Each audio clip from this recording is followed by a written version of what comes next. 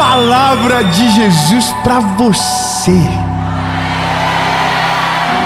As decisões que você vai tomar na sua vida nunca mais serão fora do prumo daquilo que Deus tem para a sua história.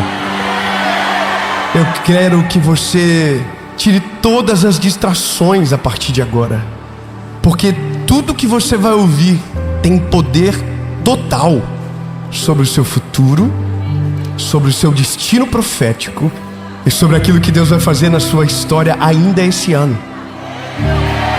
Então, meu lindo, prepara o coração. Antes, eu só vou te pedir um favor que eu esqueci. Curte o vídeo, comenta, compartilha, se inscreve no canal, ativa o sininho. Toda a segunda-feira, às 5 horas da manhã,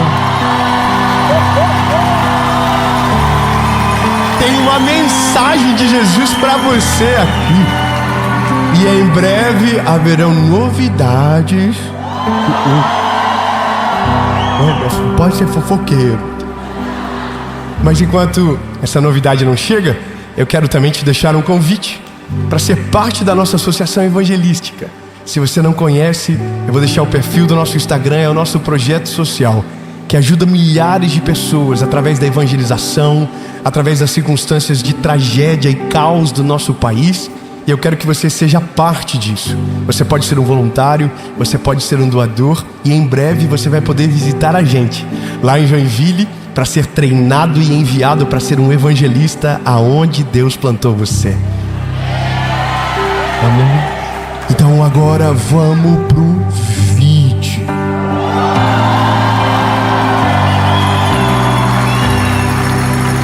Aleluia!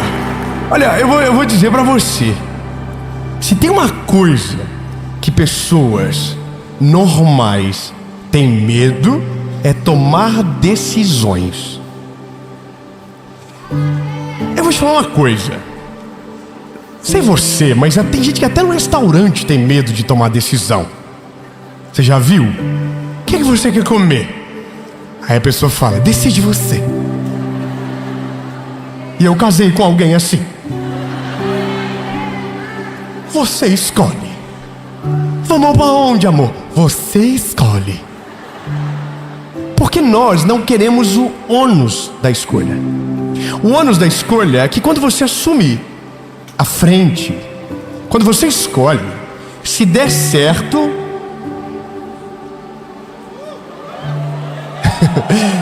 talvez o mérito vai ser seu. Agora, se der errado, com toda certeza, mas com toda certeza, quem foi que fez? Foi você. Na hora que o leão está vivo, ninguém quer caçar. Mas quando o leão morre, todo mundo quer uma foto do lado dele. Na vida é exatamente igual. Todas as nossas decisões são pequenos ajustes de leme que mudam a direção da nossa embarcação. Decisões erradas alteram o leme para uma embarcação que vai para um lugar aonde Deus não queria. Só que muitos de nós, para não ter o ônus da escolha errada, não escolhe. E quem não escolhe, alguém escolhe por você. Quem não se posiciona, alguém se posiciona por você. E aí então, você não poderá mais cobrar o resultado de absolutamente nada. Porque quando era para você escolher, você abriu mão da escolha. Você não quis. Quantas oportunidades Deus já mostrou para você.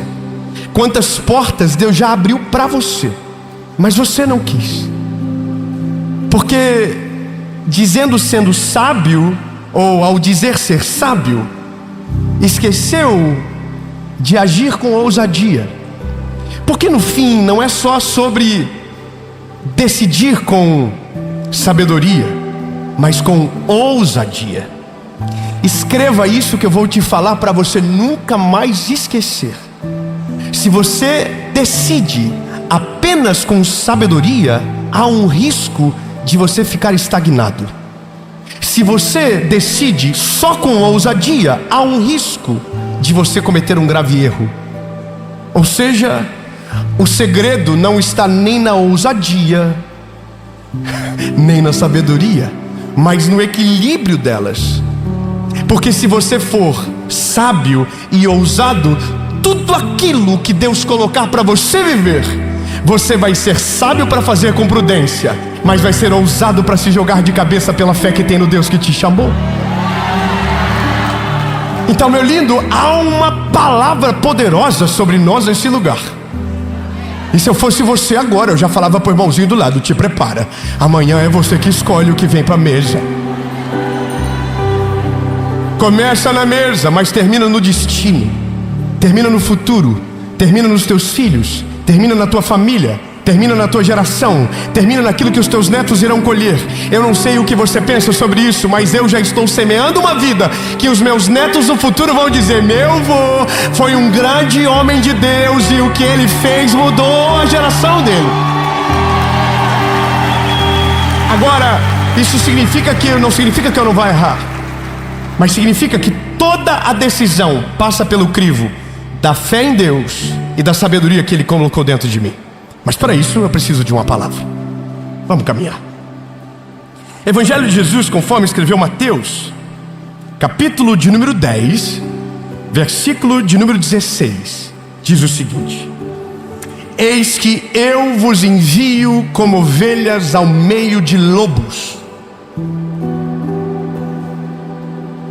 Sede prudentes como as serpentes e puros como a pomba. Eu confesso para você que isso daqui é uma coisa que nos falta muito. Normalmente, ou nós temos muito de um e quase nada do outro, mas dificilmente conseguimos ter os dois na mesma pessoa, no mesmo indivíduo. Quando Jesus está falando isso, Ele está falando para os discípulos dele. Os discípulos dele entrariam nas cidades apregoando a boa nova do Evangelho. O que Jesus estava dizendo para eles é: vocês são como ovelhas no meio de lobos. Vocês são inofensivos, vocês não sabem viver longe do pastor de vocês. Porque isso é uma ovelha. Eu não sei se você já teve a oportunidade de ver uma ovelha de perto. Ovelhas não são animais agressivos. Ovelhas são animais extremamente dóceis. Eles não se defendem. Uma ovelha, o abatimento de uma ovelha dá dó. Ela não esperneia, ela não foge, ela fica. E isso é o que Jesus diz que somos. Porque de fato nós não somos nada sem o nosso pastor. Só um aleluia. Eu vou dizer de novo para ver se alguém entende o que eu acabei de dizer e concorda comigo. Você não é nada sem o seu pastor. Não importa se você é rico, não importa se você é pobre, não importa a sua família, não importa o quanto você estudou. No fim lindo, Tiago 4,14 diz: o que é pois a vossa vida? Senão um vapor que aparece e logo desaparece. Somos passageiros. Somos tão destrutíveis, destrutíveis, acho que é certo. Destrutíveis no sentido de ser destruído, que um vírus matou um monte de gente agora há pouco. Até dias atrás a gente estava escondido dentro das nossas casas com uma máscara por causa de um vírus invisível que nós que inventamos a AI, o carro elétrico, o computador, a internet, a eletricidade, o ar-condicionado, que hoje não está tão bem. Nós estávamos escondidos dizendo: oh meu Deus, não pega nós. Por quê? Porque somos isso. Só que quando a Bíblia diz que nós estamos sendo enviados para o meio de lobos, está dizendo: vocês estão sendo enviados para um lugar onde lobos destroem ovelhas, aonde lobos migalham ovelhas.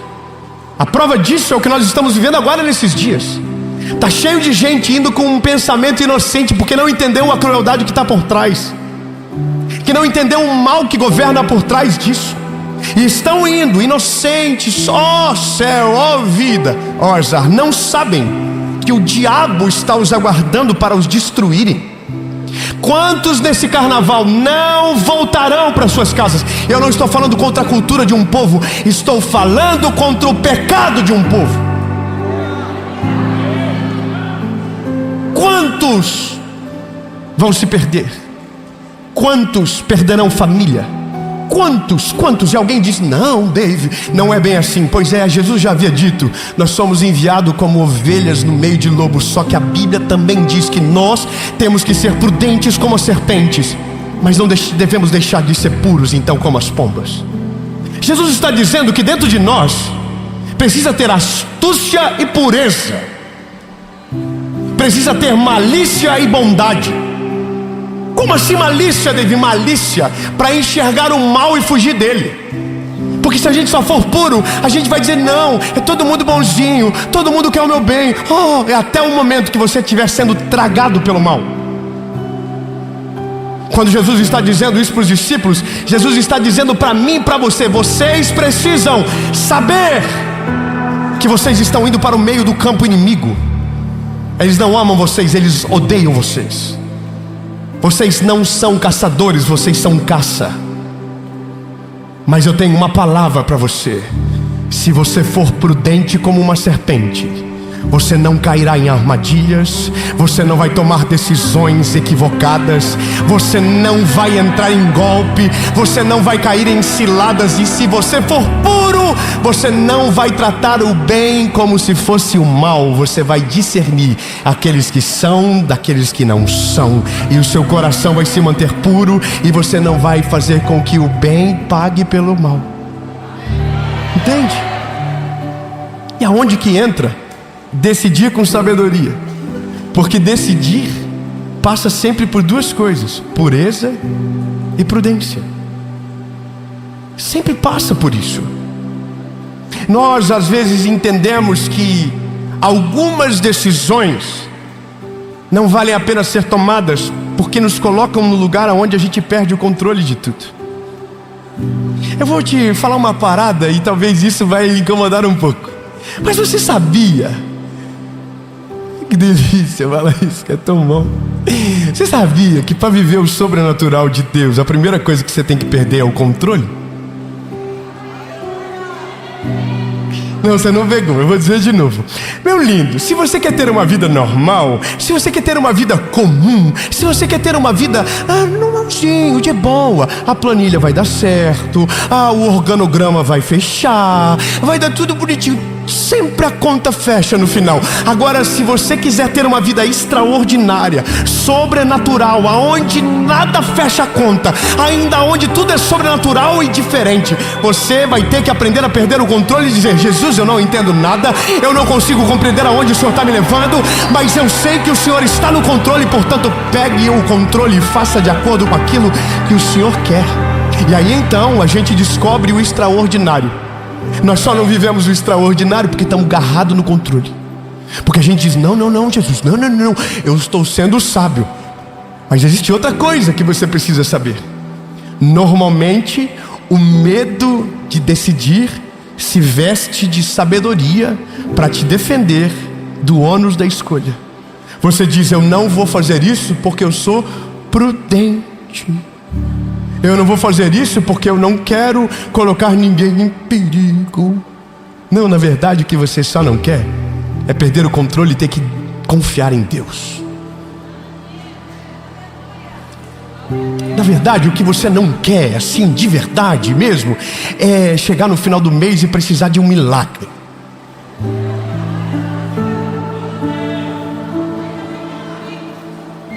Na verdade, o que você não quer, de fato, é ter que pedir oração por algo que não precisava, mas porque você deu um passo de fé, vai ter que ter fé até o final para ver realizar.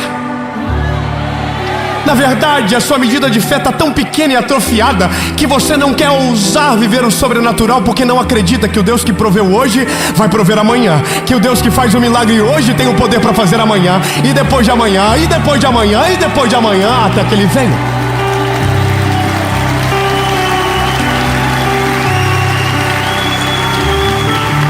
Então decidir com sabedoria não é decidir com medo. Decidir com sabedoria é decidir com fé, ousadia e sabedoria. Olha, eu vou te falar uma coisa minha. Eu sou muito fofoqueiro. Eu vou falar da minha vida. Então eu não sou fofoqueiro. Eu devo ser outra coisa que ainda não inventaram a palavra. Obrigado. Sou eu. Eu tenho 34 anos de idade. Tá vendo? O inimigo se levantou aqui agora, viram? Ainda? E gente, eu sei que vocês estão pensando, mas não parece? Fui cortar o cabelo essa semana. Os cabelos brancos estão ali. Coisa mais linda. A esposa disse que está lindo. Não é para rir, irmão, é para celebrar. Quando ela estiver gostando, ficarão ali. Mas a gente... Perdão, Jesus, estou entrando demais, pessoal. Mas eu tenho 34 anos hoje, e o que eu vivo hoje, eu não consigo me acostumar. Eu estou aqui pregando para vocês, falando de Jesus. São tanta gente que vê, tanta gente que assiste.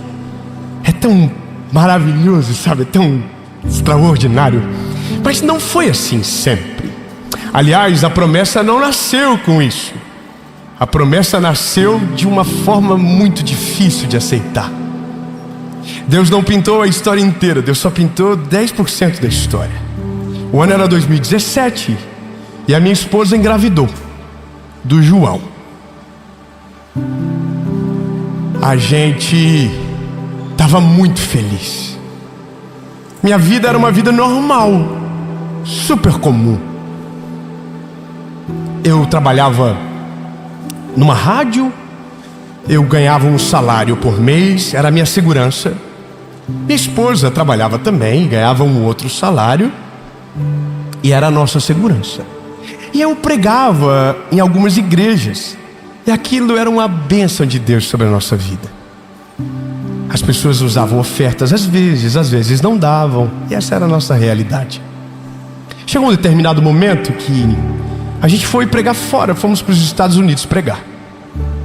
E lá nesse lugar, o meu amigo, que hoje é como se fosse o avô dos meus filhos, falou para mim: rapaz, Deus colocou no meu coração para que vocês venham ter o João aqui. Não é sobre vocês, é sobre ele, é alguma palavra que Deus tem para ele.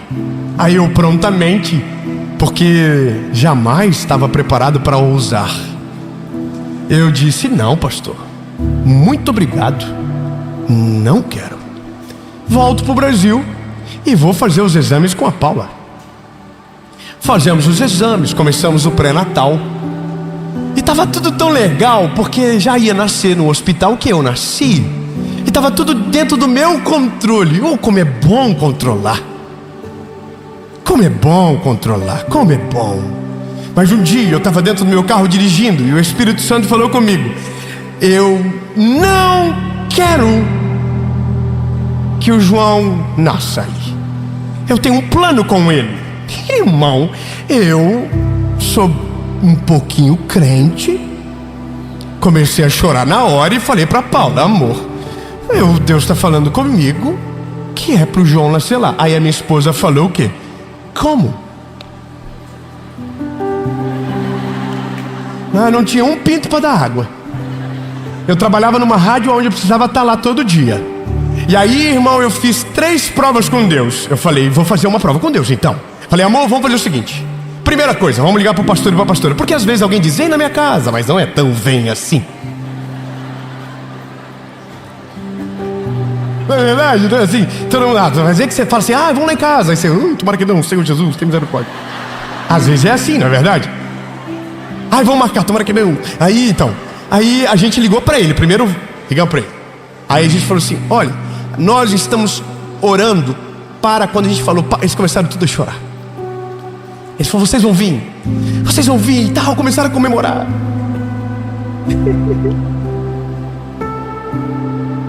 E eu tinha mais 2 provas com Deus. Qual que era a outra prova com Deus? Minha esposa estava de 36 semanas. Tinha que ir agora. Vamos ver qual é o prazo. 37. Faltava uma semana. Vamos fazer os exames. Os exames precisam sair até a data. Saiu a data. O exame saiu. Minha esposa foi, só que agora restava uma coisa, uma decisão. Para eu ser homem, estar com meu filho, eu vou precisar pedir demissão da rádio que eu trabalho. E a única segurança que eu tinha era a rádio.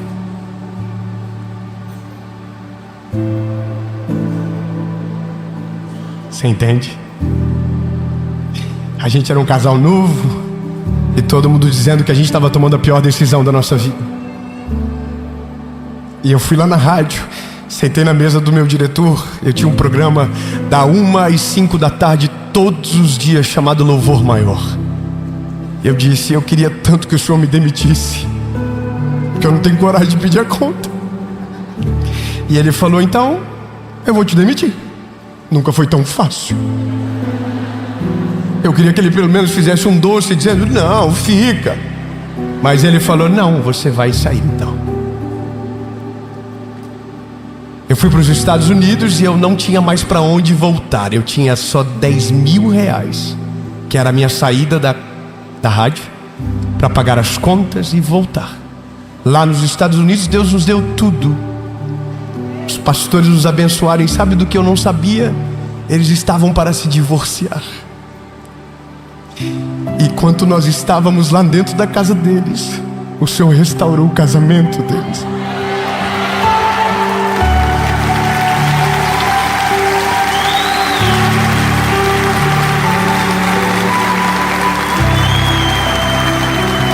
Pastor Carlos e Pastora Lu, eu amo vocês. Vocês são a minha família e eu nunca na minha vida vou me esquecer o que vocês fizeram por mim, pela minha esposa e pelos meus filhos. Nunca vou me esquecer.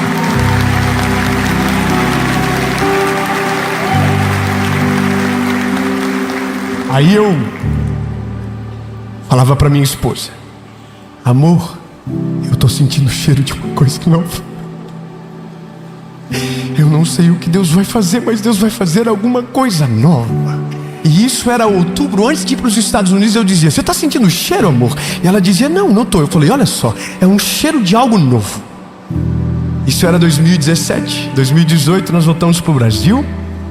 Eu gravei a primeira série do YouTube, chamado Direção.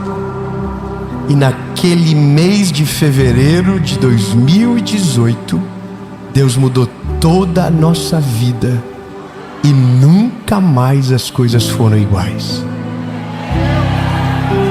O que eu quero dizer para você, meu lindo, é que vai ter um momento da sua vida que Deus vai te dar uma porta.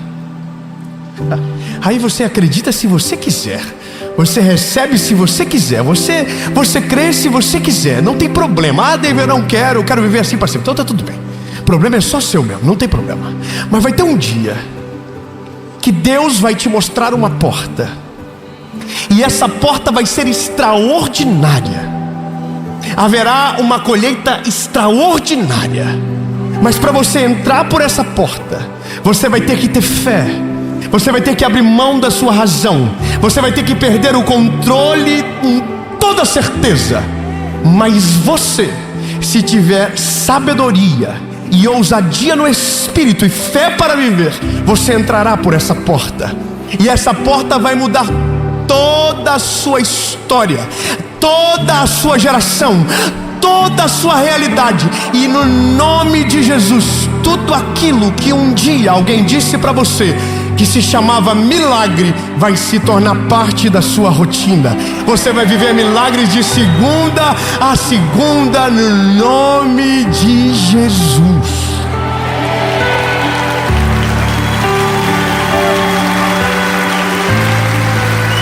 E é por isso que as pessoas ficam chateadas comigo, porque é esperança demais.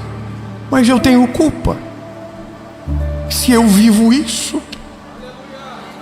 Eu tenho culpa se eu sei que Deus pode, porque vejo na prática. Eu tenho culpa se é isso que acontece na nossa casa, se é isso que acontece nas famílias, se é isso que eu vejo. Eu vejo todos os dias Deus curar, eu vejo todos os dias Deus abrir portas, mas eu vejo todos os dias covardes não entrarem por portas porque estão querendo permanecer com o controle na mão. Eu termino. 12 homens foram espiar a terra prometida. 12 voltaram. 10 estão dizendo a verdade, não estão mentindo. A cidade é fortificada, os gigantes habitam naquele lugar, somos como gafanhotos. Era tudo verdade, sim ou não? Sim, era verdade. Mas 2, Josué e Caleb, estão para além da realidade. Carregam dentro de si a promessa de Deus, carregam dentro de si uma palavra que ouviram através de Moisés. E o que eles dizem é diferente dos 10. Eles dizem: nós vamos subir e vamos possuir a terra. E sabe o que a multidão diz? Apedrejem eles. Porque quem tem fé demais é apedrejado, porque quem acredita demais é perseguido. Mas eu não sei você, meu lindo, eu não quero ser apedrejado no meio daqueles que desistem. Eu quero ser apedrejado então no meio daqueles que seguem adiante, para viver o plano sobrenatural de Deus sobre a história.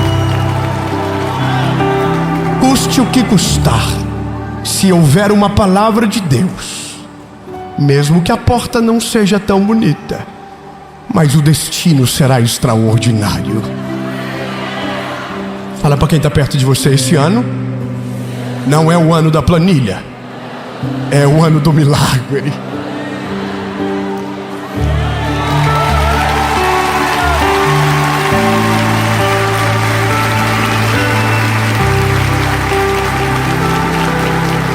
No dia que você aceitar abrir mão do controle da sua história e colocar na mão do Senhor e deixar Ele decidir por você, deixar a palavra dele ser o norte da sua caminhada, você vai entrar num período da história que talvez nunca ninguém na sua geração entrou.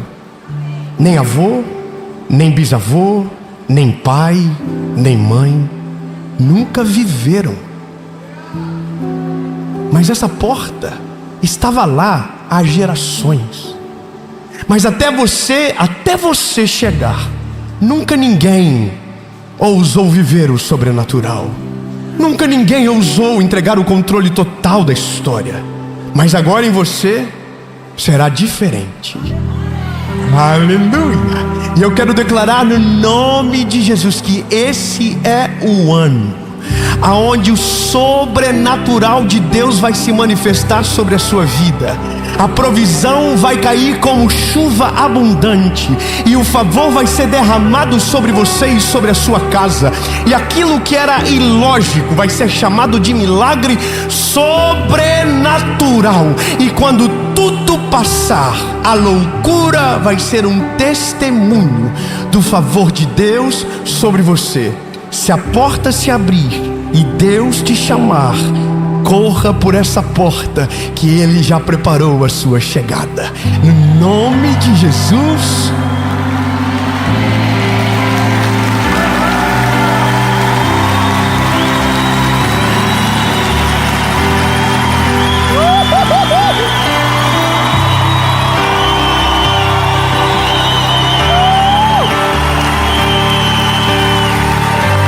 Jesus, eu creio nisso, Pai.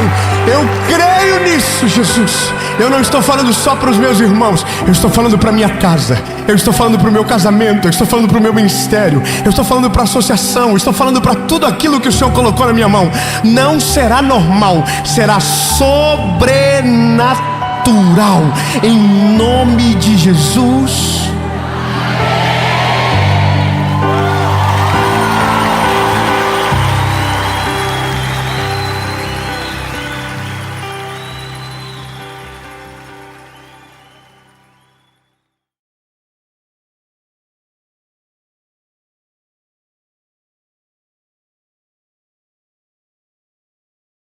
Eu quero que você, por gentileza, abra sua Bíblia comigo no Evangelho de Jesus, conforme escreveu Mateus, capítulo de número 9. Evangelho de Jesus, conforme escreveu Mateus, capítulo de número 9, versículo de número 27, por favor. Capítulo 9, verso de número 27. Aleluia. Diz a Bíblia o seguinte: e partindo Jesus dali, seguiram-no 2 homens cegos. Ah, Jesus, chega, tá bom. eu fiquei pensando isso aqui, como é que pode um cego seguir alguém? Não sei se você já ouviu alguma vez na vida alguém dizer que quando se perde um dos sentidos, se aguça outros sentidos. Talvez você não sabe, mas isso é algo que é falado no meio de um cenário comum, que o cego, porque é cego, ouve mais, ou aquele que é surdo e enxerga às vezes melhor. Eu não consigo explicar agora de uma maneira científica, não é nem esse o objetivo, mas eu só quero que você entenda que aqui me faz entender que estes cegos tinham alguns sentidos mais aguçados do que os outros, porque a Bíblia vai dizer que eles estavam seguindo Jesus.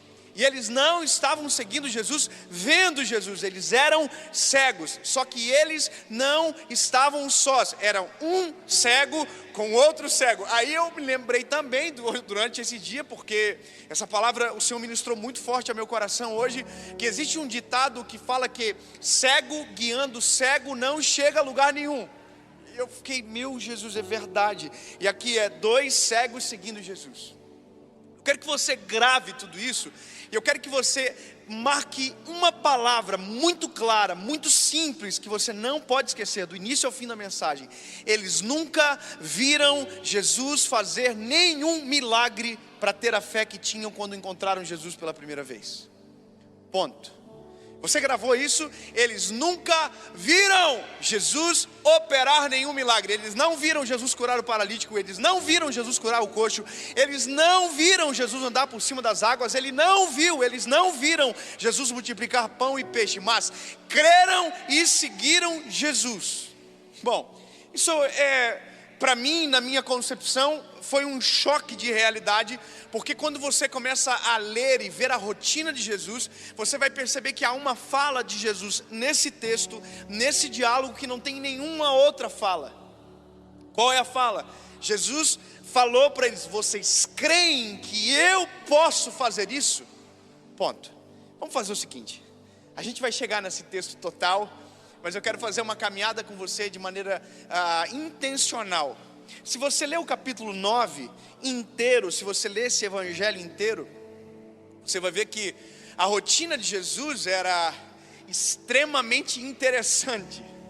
Eu tenho o meu hábito devocional de todos os dias, primeiro, eu leio um provérbio, o provérbio do dia, que corresponde ao dia, provérbio do dia 1, número 1, e assim por diante.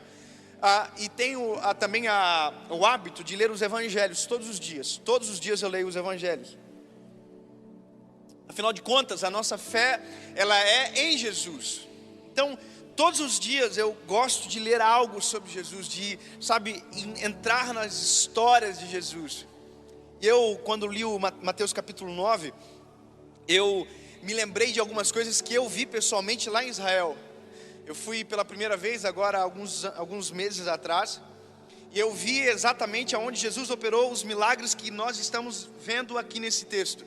Jesus entrou em Cafarnaum, a cidade aonde ele morou. A Bíblia diz que ele entra em Cafarnaum e ele expulsa dentro da sinagoga um rapaz que estava endemoniado. Aí a Bíblia diz que ele vai também até a casa da sogra de Pedro, que quando você está lá na frente do templo, você olha para o lado direito e já está ali a casa da sogra de Pedro, que também alguns vão dizer que foi o lugar onde Jesus habitou por um período.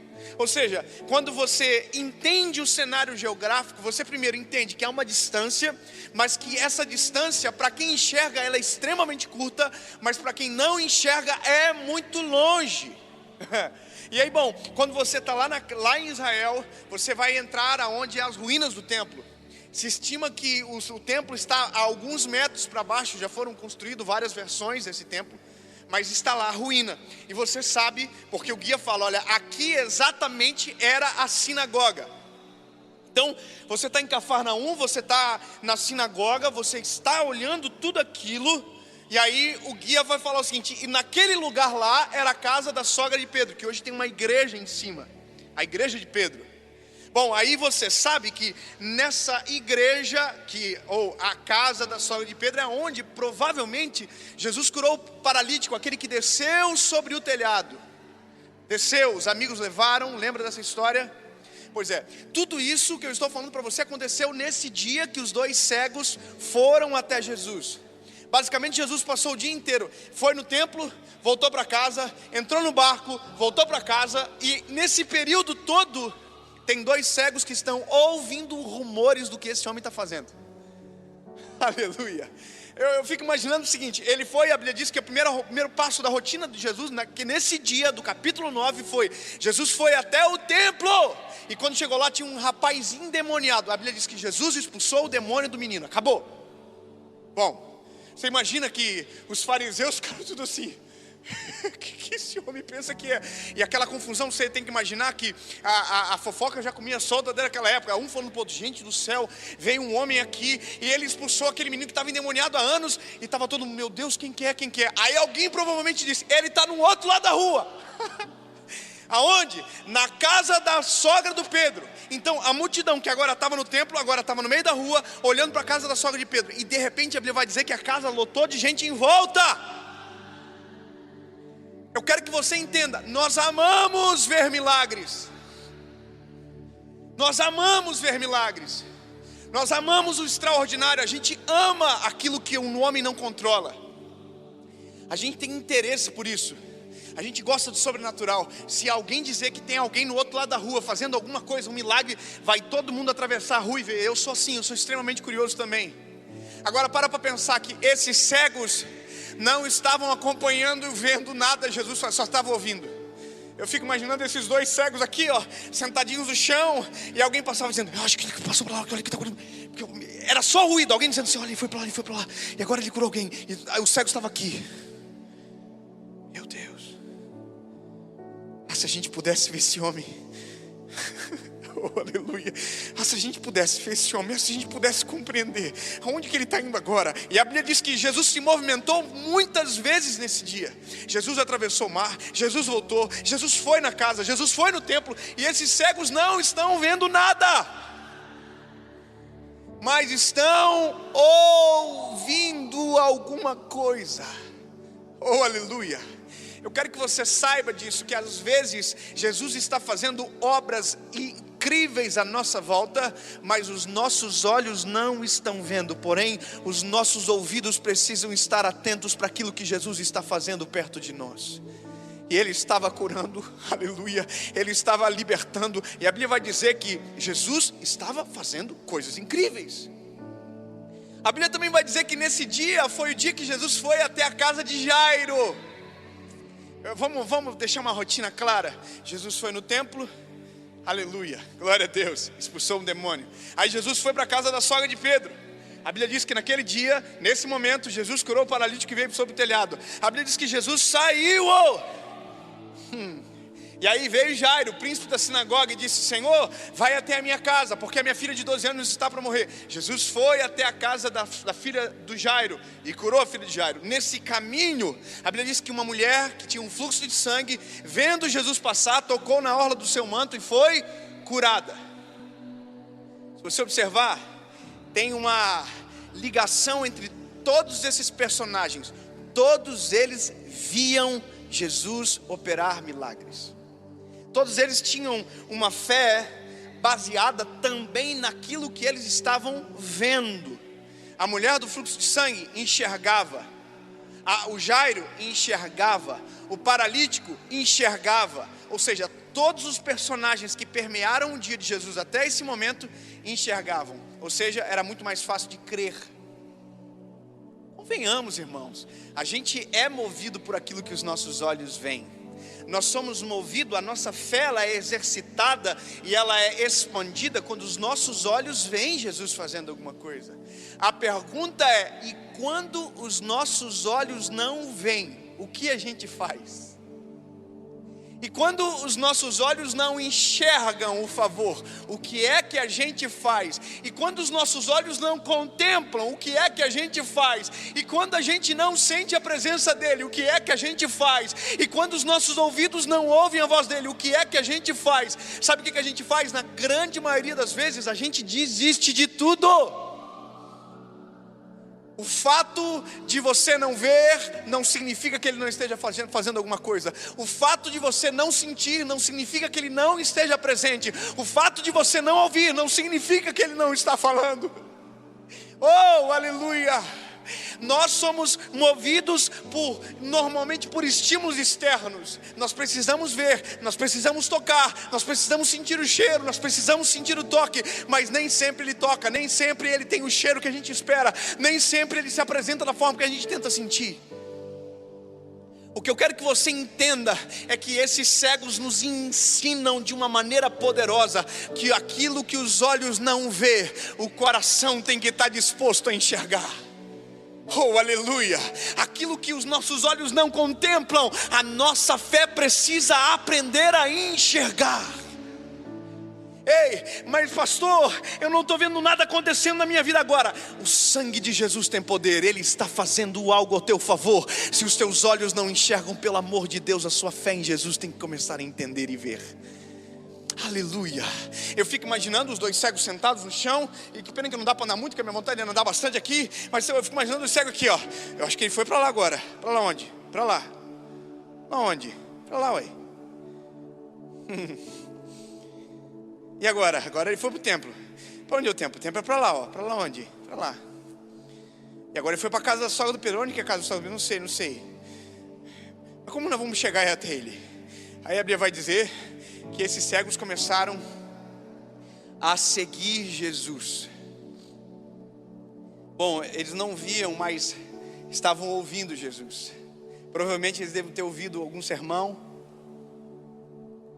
E as pessoas à volta estavam falando de Jesus. Olha, Ele curou, Ele acalmou a tempestade. E esses cegos que nunca viram começaram a ver. Não entendi, pastor. Eu vou dizer novamente. Esses cegos que nunca viram começaram a ver. Mas eles não estão curados. Não, ainda não estão curados, mas já estão vendo.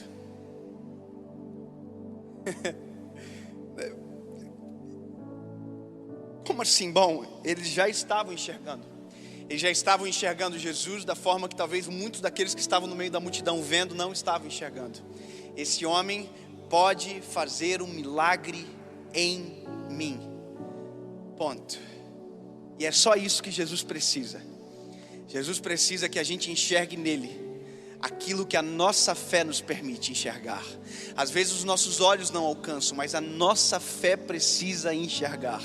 Talvez você pode achar engraçado o que eu estou falando, o que eu vou falar aqui agora. Mas eu me lembro que no final do ano de 2019 para 2020, eu gravei um vídeo dizendo que 2020 seria melhor do que o ano de 2019. Ai, Jesus, que engraçado, porque eu recebi esse vídeo esses dias e alguém disse assim: uai, pastor, você não disse que 2020 seria melhor do que a gente imaginava? E olha o que está acontecendo desde o começo do ano. E vírus, e agora o gafanhoto, e aí a treta não parou até agora. O que é isso? O que o Senhor viu que a gente ainda não enxergou? Onde está o bom nisso tudo? Entende que às vezes não é os nossos olhos que enxergam, é o nosso coração que enxerga. Eu quero dizer para você o que eu estou enxergando nesse tempo. Eu estou enxergando Deus salvando milhares e milhares de famílias dentro de casas agora. Eu consigo ver, sim, eu estou vendo pais que estão pedindo perdão para os filhos, filhos que estão pedindo perdão para os seus pais, relacionamentos que estão sendo reestabelecidos, porque de repente os nossos olhos não estão vendo nada lá fora, mas Deus está fazendo algo aqui dentro. Deus está fazendo coisas extraordinárias nesse período e os nossos olhos não estão vendo. Mas enquanto os nossos olhos não enxergam, o nosso coração precisa estar apto a enxergar. Sabe qual que é o problema? É porque às vezes quem anda com a gente não tem a mesma visão que a gente tem. Às vezes quem anda com a gente não tem a mesma visão que a gente tem. E às vezes essa visão é só a fé, não é os nossos olhos. Sabe, o que eu amo do cego é que o cego tem outro cego para ver com ele aquilo que ele também não estava vendo. Meu Deus. Imagina, o cego para o cego. E aí? Está vendo? Nada não. Mas está crendo? Estou. Oh, aleluia. Você está vendo Jesus? Não. Também não. Mas o que está acontecendo? Estou sentindo que esse homem pode mudar a nossa realidade. Oh, aleluia. Mas você sabe para onde ele está indo? Não, mas se a gente levantar e seguir o rastro da voz, a gente vai chegar onde ele está. Eu quero te dizer, menino, você precisa de um cego junto com você às vezes.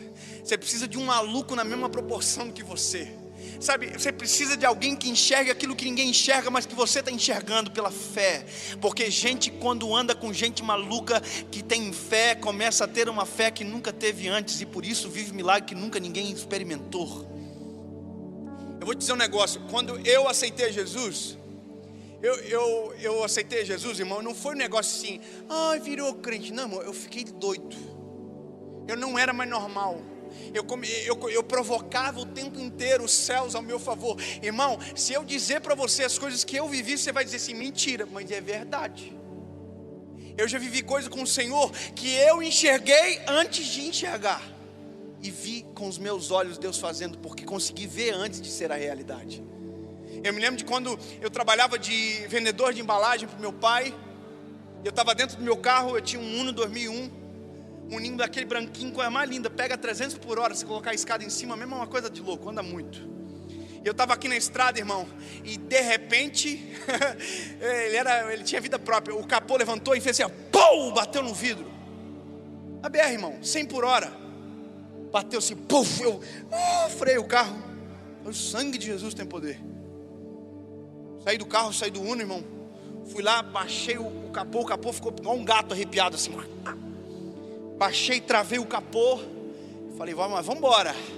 E eu dentro do carro, irmão, aqui, ó, glórias a Jesus, aleluia. Eu estava, irmão, é isso que às vezes um cego tem e a gente não consegue enxergar aquilo que a razão não mostra.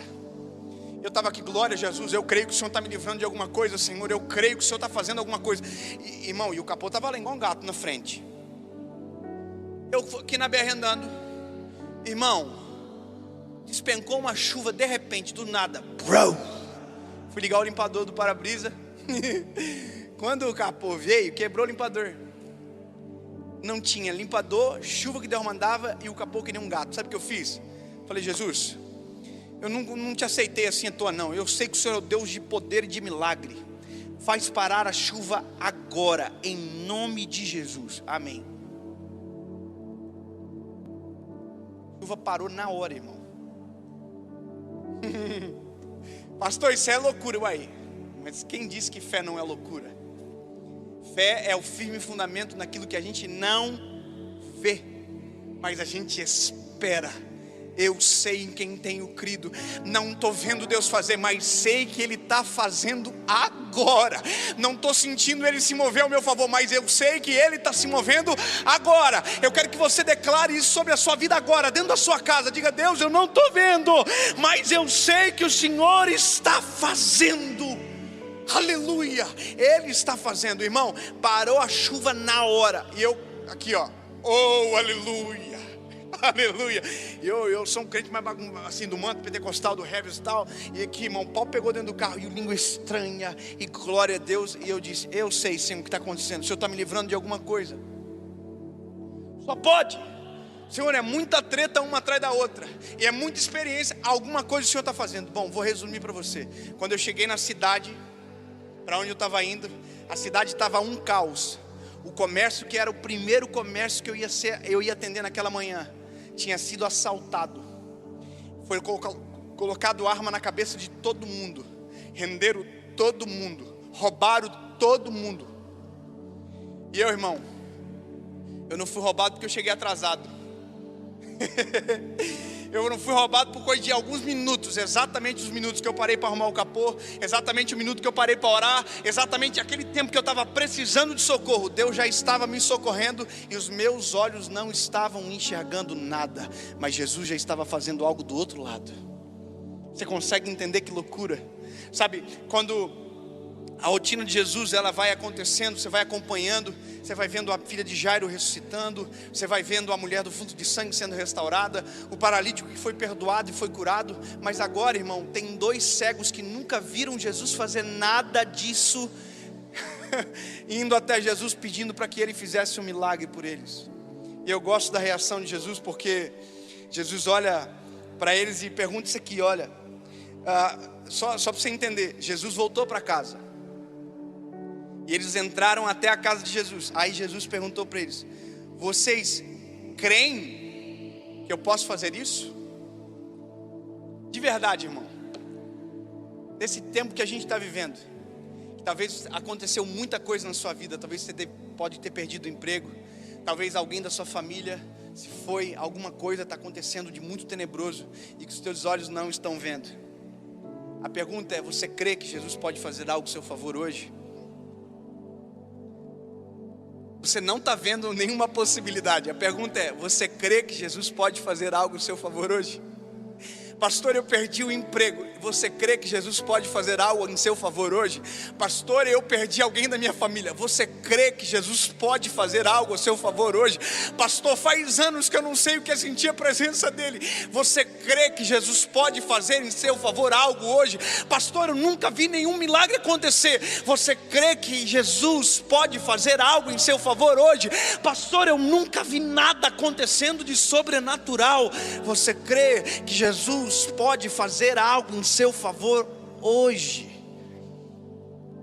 Eu fico imaginando os cegos, irmãos, que chegaram até Jesus sem nunca ter visto ele, nunca enxergaram, mas ouviram, e porque ouviram, creram. Jesus perguntou: vocês creem que eu posso fazer isso, irmão? Vocês creem ou não? Aí os cegos falaram para Jesus: sim, Senhor. Então ele tocou nos seus olhos, dizendo: conforme a vossa fé, seja feito agora. Não, irmão, você tem que entender isso aqui. Jesus não falou conforme o meu poder. A gente sabe, obviamente, que é o poder de Jesus que faz todas as coisas.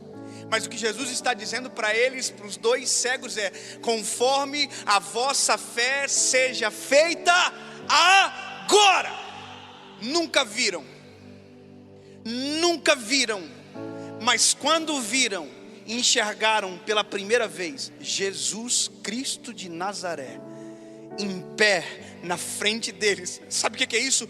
Quando os olhos deles se abriram pela primeira vez, a primeira coisa que eles enxergaram, a primeira coisa que eles viram, foi exatamente aqueles que eles creram sem nunca ter visto: Jesus Cristo de Nazaré. Quando os olhos se abriram, o primeiro rosto que eles enxergaram foi de Jesus Cristo.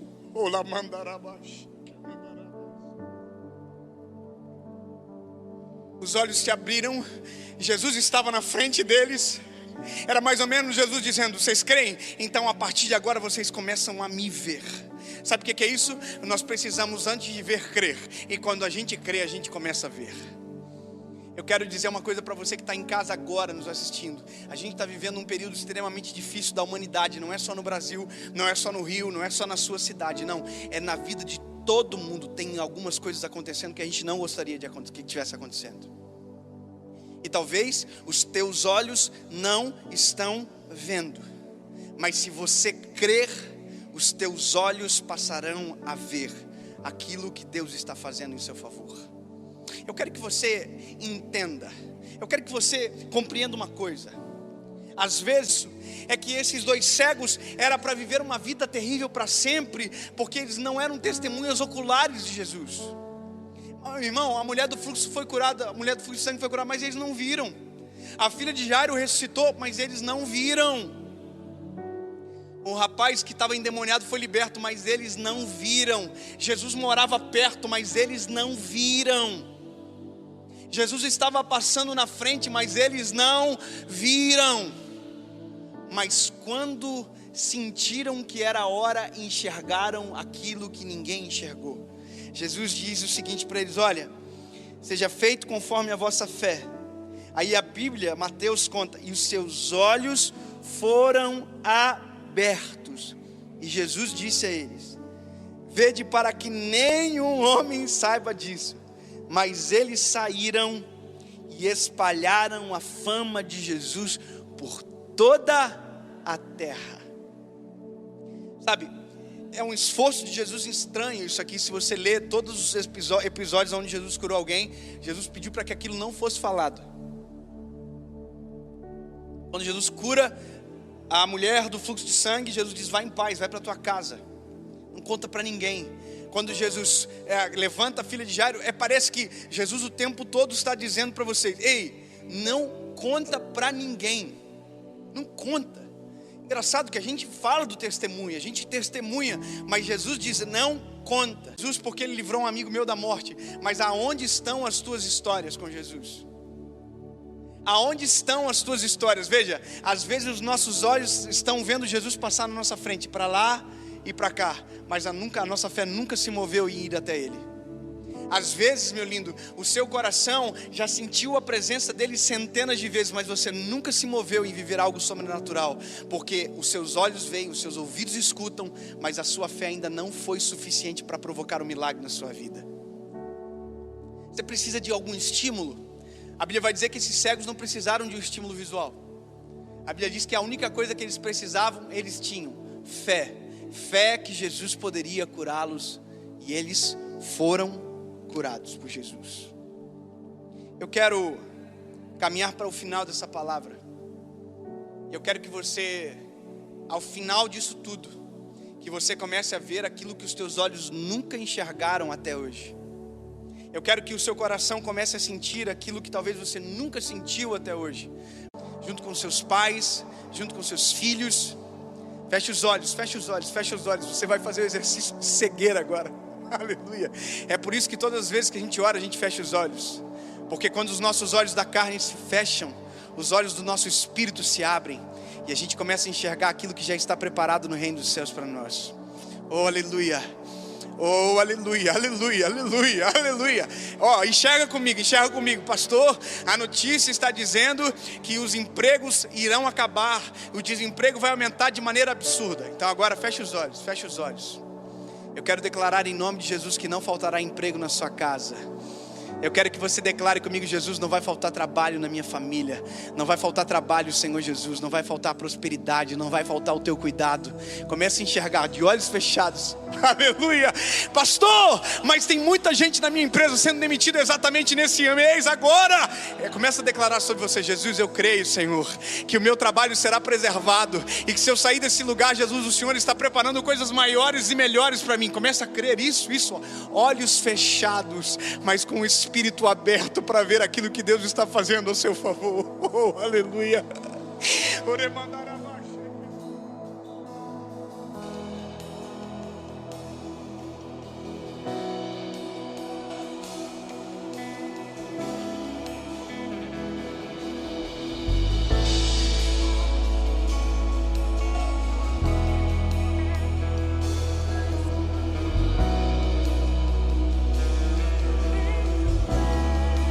Pastor, tem gente doente na minha família e o médico disse que é o final. Feche os olhos. Vai ser curado no nome de Jesus. A cura está vindo, a saúde está chegando, os equipamentos que estão mantendo vivos serão desligados, porque a vida vai voltar em nome de Jesus. Você crê? Você crê? Eu creio. Então, em nome de Jesus, você vai começar a ver com os teus olhos. Oh, aleluia. Pastor, a minha família estava perdida, os meus filhos estão longe da presença de Deus, está tudo dando errado. Fecha os olhos, fecha os olhos. Jesus, eu posso ver os meus filhos servindo a tua presença, eu posso ver a minha casa sendo restabelecida, eu posso ver, Senhor Jesus, o teu nome sendo glorificado na minha casa, os meus filhos voltando, meu esposo voltando para ti, Jesus. Os meus olhos carnais não veem, mas o meu espírito já está enxergando pela fé o meu milagre chegando em nome de Jesus.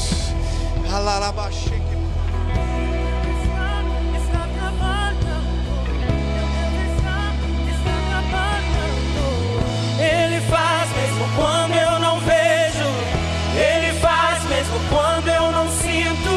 Meu Deus está trabalhando. Meu Deus está trabalhando. Ele faz mesmo quando eu não vejo. Ele faz mesmo. Escute, qual câmera que tá? O que eu posso ver? Deixa eu olhar bem pertinho de você, quero olhar nos teus olhos para te dizer isso aqui. Felipe, vem para cá, meu lindo. A gente não via e agora a gente está vendo, mas antes de ver a gente enxergou. Como assim? Pega para nós. Imagina o cego assim: ei, a gente nunca viu ele curar, a gente nunca viu ele ressuscitar ninguém, a gente nunca viu ele fazer, a gente nunca viu ele andar sobre as águas. Mas a gente sabia que ele andava, a gente sabia que ele curava, a gente sabia que ele fazia, e por isso a gente viu antes de enxergar. Aleluia. Irmão, crente é assim. Se não for para ser assim, não vale a pena ter carteira de crente, irmão. Nós temos que ver aquilo que ninguém enxerga. A gente tem que aprender a amar aquilo que ninguém ama. A gente tem que aprender a fazer aquilo que ninguém faz. Eu creio. Sabe qual é o nome da minha série, Felipe? Final da Tempestade. Vou gravar agora, quarta-feira. Mas a tempestade ainda não acabou. Acabou. Para mim já acabou. Eu já estou vendo, mesmo que os meus olhos ainda não estão enxergando. A tempestade acabou. Te digo mais, já sinto brisa do final de tempestade. Ó, está acabando. Eu sei que está acabando, mas os meus olhos não estão vendo. Não significa que ele não está fazendo. A Bíblia vai dizer que Jesus segue a caminhada com os seus discípulos. Um dia ele está entrando em Jerusalém, tem uma figueira, e ele vai até a figueira porque havia flores, então era para ter frutos. A Bíblia diz que ele chegou na figueira, não tinha fruto. Jesus disse que era para a figueira secar e nunca mais dar fruto, que é para morrer.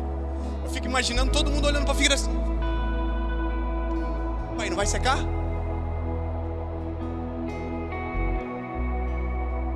A figueira não secou na hora, não. Mas Jesus falou: pois é, mas imagina Pedro aqui, vai, seca, quero ver. Nunca vi uma árvore secar ao vivo. Não aconteceu nada. Jesus já estava acontecendo dentro daquela figueira. Já estava acontecendo. Quando eles entram em Jerusalém, está acontecendo um milagre. Quando eles saem de Jerusalém, a Bíblia diz que quando eles estão passando pela figueira e olharam, não havia mais nenhuma folha sobre a figueira. Eu quero profetizar para você que hoje você vai dormir de um jeito, e quando você acordar amanhã vai estar de outro jeito. Aleluia. Felipe, eu quero profetizar sobre a nossa vida aqui agora, que hoje a gente está olhando esse teatro vazio, mas amanhã a gente vai olhar e esse teatro vai estar lotado de gente para a glória de Jesus. A gente está olhando 7 anos hoje de igreja, e se Jesus não voltar, a gente vai viver 8 anos, 9 anos, 10 anos, 11 anos, 12 anos, 13 anos, e até que Jesus volte. Eu já consigo ver, é longo a nossa vida. Em nome de Jesus, aquilo que os teus olhos não veem agora, entra em Jerusalém, vai para o centro da vontade dele, que daqui a pouco, em nome de Jesus, os teus olhos começarão a ver aquilo que ontem a tua fé já estava enxergando. Glória a Deus. Vamos aplaudir aí, gente. Vamos receber essa palavra. Fala, meu lindo, minha linda.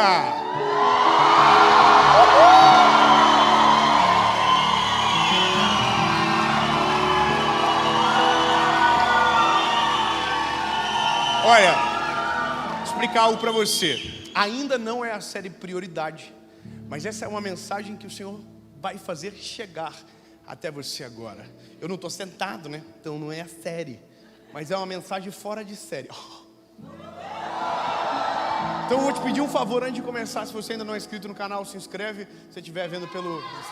Estou dando uma moral a vocês. Se inscreve, ativa o sininho, curte o vídeo, manda para os amigos, compartilha. E vamos para a mensagem. Que legal, gostei. Oh Jesus, eu te amo, que ideia boa, que alguém deu. Abra comigo, Evangelho de Jesus, conforme escreveu João, capítulo de número 11, versículo de número 1. O tema dessa mensagem é: o projeto fracassou. Nossa, o povo fica assim: ai, que dó. Poxa, eu trabalhei para vir para cá e mensagem desmotivacional. Eu tenho uma boa notícia para você. A palavra é nossa caminhada, então vamos caminhar nela, amém? João capítulo 11, versículo 1 diz: ora, havia um certo homem enfermo, chamado Lázaro, de Betânia, da aldeia de Maria e da sua irmã Marta. O verso 3 diz: portanto, suas irmãs enviaram até ele uma notícia dizendo: Senhor, eis que está enfermo aquele que o Senhor ama, o Lázaro. Olha, a nossa caminhada, ela começa de uma maneira simples. Eu quero trazer à sua memória quem são Marta e Maria, para te introduzir na mensagem de uma maneira mais assertiva. Lembra, Marta e Maria são as duas irmãs de Lázaro que recebem uma visita de Jesus. Essa visita de Jesus, quando chega,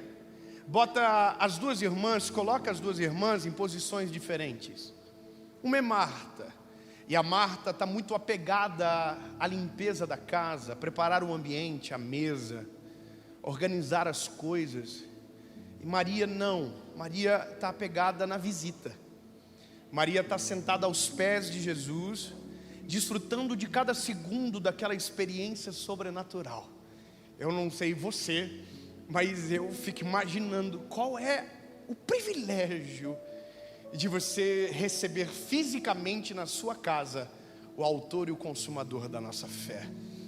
Bom, fisicamente ele não está, mas ele está espiritualmente todos os dias dentro da casa principal chamada eu e você.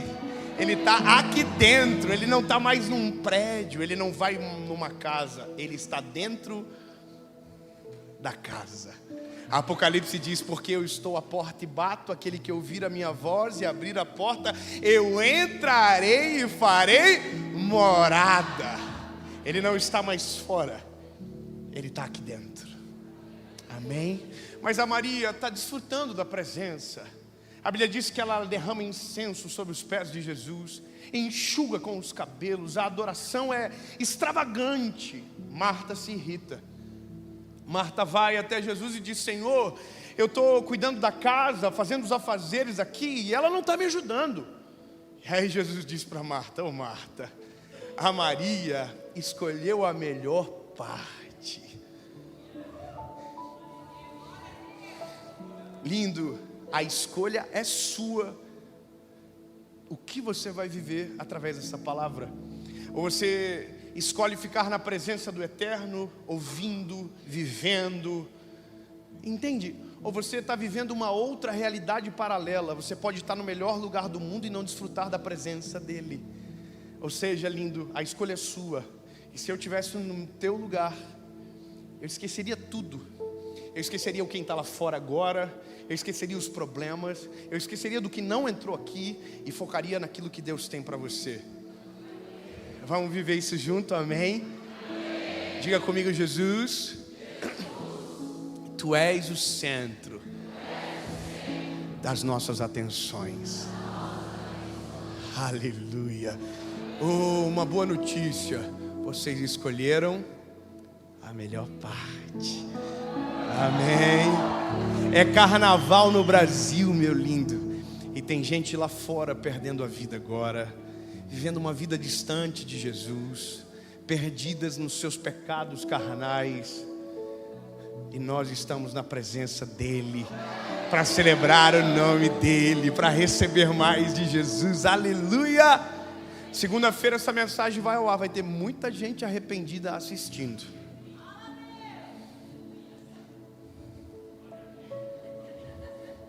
E eu quero começar.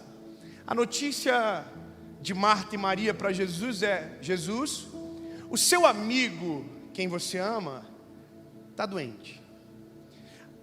O recado é implícito. O que elas estão dizendo é: Jesus, a gente precisa que o Senhor venha agora, saia da onde você está e corra para cá, porque a gente quer que o Senhor cure o nosso irmão, que é o seu amigo. Isso é mais ou menos uma carteirada. Ela está dizendo: não é alguém normal não, é o seu amigo, foi o Senhor que disse, é o que o Senhor ama. Então, o pedido de Marta e Maria é lógico. Elas querem um milagre, que Jesus vá, cura, resolva o problema. Só que tem um problema. Jesus trabalha numa outra frequência, irmão. Jesus é diferente. Irmão, se você pensa que as tuas tretas tiram Jesus do eixo, você está redondamente enganado. A gente não consegue tirar Jesus do eixo, irmão. Tem gente que pensa, nossa, falei algo para Jesus agora que ele deve estar assim. Oh! Irmão, ninguém tira Jesus do eixo. Os nossos pecados não tiram Jesus do eixo. As nossas crises não tiram Jesus do eixo. Ele está no controle de tudo. A Bíblia diz que as nuvens são os cabelos dos seus pés. Ele dá ordem sobre o céu, a lua, as estrelas e tudo que há na terra. Ele é o dono. Agora você pensa que você, ai, Jesus desequilibrou. Ai, eu mesmo, eu tenho que ir lá resolver. É que Jesus não fala, ó meu Deus, né? Amém. Jesus diz o seguinte para quem vai levar a notícia: olha, essa doença não é para a morte. Pronto, acabou a mensagem. Por que eu falo mais, irmão? Acabou. Jesus já disse o final da história. Essa doença não é. Acabou. A fé madura para aqui. A fé convicta para aqui. O que Jesus disse está dito. Ele não é homem para que minta, nem filho do homem para que se arrependa. Se ele diz que não é para a morte, beijos e abraços.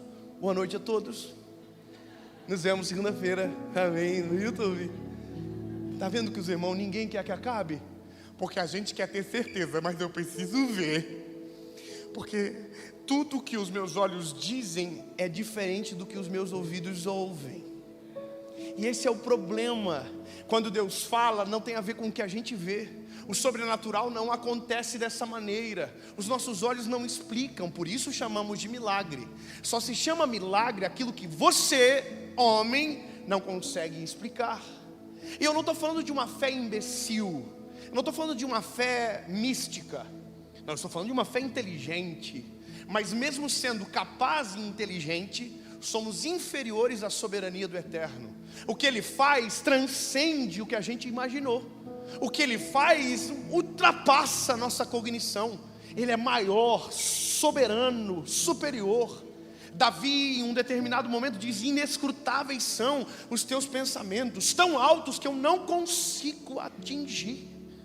Vou falar uma parada para você, irmão.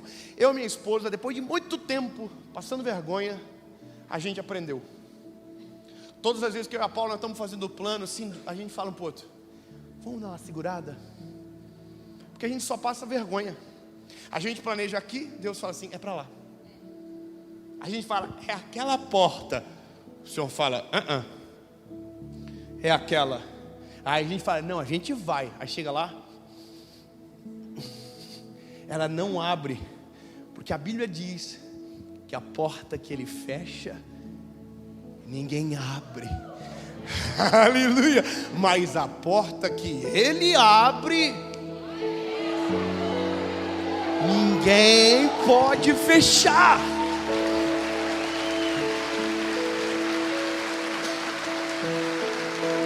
Vou falar um negócio para você. Eu aprendi, irmão, porque todas as vezes que eu fiz um plano, eu fracassei. Irmão, eu sou fracassado em um monte de área na minha vida porque sonhei sozinho.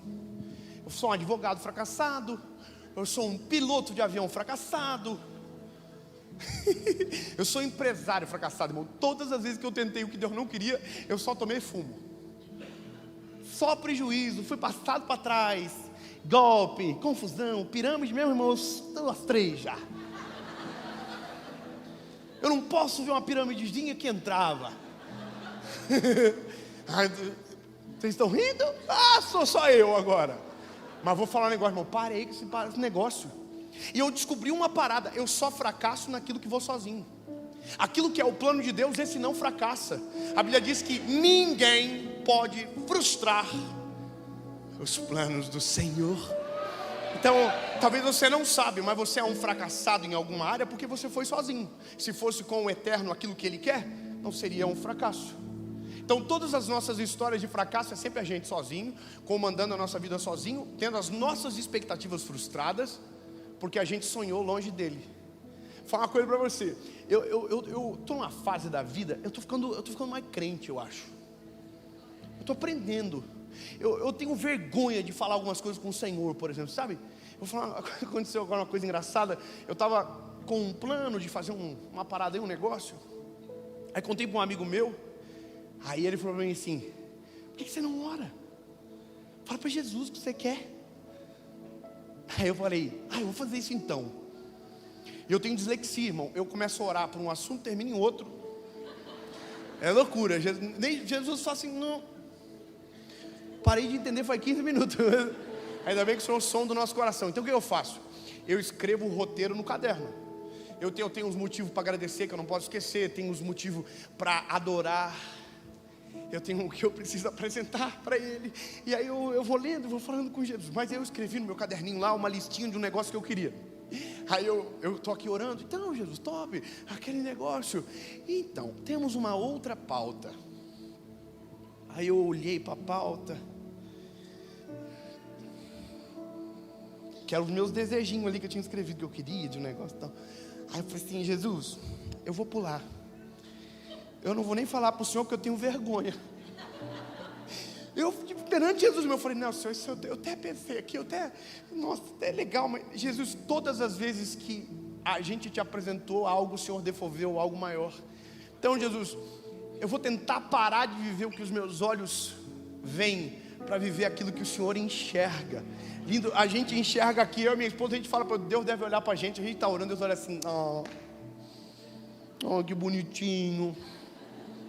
Sabe nada, irmão. O nosso Deus ouve conversas que a gente não ouve, sabe de coisas que a gente não sabe, está na frente do tempo que a gente não está. Aquilo que a gente pensa que é bom, Deus já sabe que o final é trágico. Provérbios capítulo 14, verso 12: há caminhos que para o homem parecem bons, mas o fim deles é a morte. Ou seja, o Senhor sabe. Então eu já estou desistindo. Por que eu estou te falando isso? Porque Marta e Maria têm uma expectativa com Jesus que vai ser frustrada. E não é fácil ser frustrado quando nos dói na pele. A Bíblia diz que a notícia chega para Jesus, e Jesus diz para os discípulos, para quem está ali: relaxa, essa doença não é para a morte, não é. Aí o discípulo meio que não entende muito. E Jesus, irmão, está nem aí para a hora do Brasil. Jesus segue no flow dele, curando, caminhando na boa, a multidão apertando ele. Porque na nossa cabeça tinha que ser tipo uma ambulância. Jesus ouviu: o quê? O Lázaro? Corre! Não, irmão, Jesus segue o flow, de boa. Não há nada que ele não possa fazer. E Deus não respeita o Cronos, Deus está no Kairos. Sabe, existem dois tempos que a Bíblia nos apresenta: o Cronos, que é o nosso relógio, 24 horas, 1 hora 60 minutos, 1 minuto 60 segundos. E esse tempo é falível. O melhor relógio do mundo atrasa segundos a cada 24 ou 36 horas. Existem atrasos. Agora o Cronos, o Kairos, é o tempo perfeito de Deus. Esse tempo não atrasa, não adianta, não muda, é perfeito. Deus opera no Kairos. E essa história, ela se repete na Bíblia. Ela se repete, por exemplo, com Jairo, que chega para Jesus e diz: vai na minha casa, minha filha está morrendo. E no meio do caminho, mesmo Jesus dizendo que a doença não era para a morte, a Bíblia diz que a menina morre, porque parece que Jesus está atrasado. Se você ler os evangelhos de maneira sistemática, você vai ver que antes de tudo, Jesus diz para os discípulos o que ia acontecer. Jesus diz: eu vou morrer, e ao final do 3º dia eu vou ressuscitar. Irmão, eu não sei você, mas eu estou numa fase da vida que eu ia fazer maior fiasqueira no velório do mestre. Todo mundo ia estar chorando e eu ia estar assim: relaxa. Ele falou com nós. Isso aí, 3 dias. Marca aí, 3 dias o homem está de pé, resolvendo a nossa vida. Ele é o Cordeiro de Deus. Ele é o sacrifício vivo, Ele é a obra perfeita, sem pecado. Ele vai ressuscitar e nós vamos ser salvos. Imagina, vamos pegar o Pedro e falar assim: ô Pedro, burro, negou. Relaxa, Ele vai ressuscitar. Ô Judas, para, besteira, Ele vai ressuscitar. Pegar o Tomé que não acreditava e falar: Tomé, para. Você entende? Se a gente tem uma palavra, a gente não duvida dela, a gente vive pela palavra. Estava falando com o Felipe agora ali atrás. Ele falou para mim: como é que faz para ter certeza que o terceiro vai vir? Ele, no caso, um menino, e o meu veio uma menina. Eu falei para ele: Deus falou comigo, irmão. Eu estava um dia num lugar e uma irmã me entregou uma mensagem profética e ela disse: quando vier a terceira semente. Ela parou e falou assim: escute bem, a terceira. Eu só eu queria.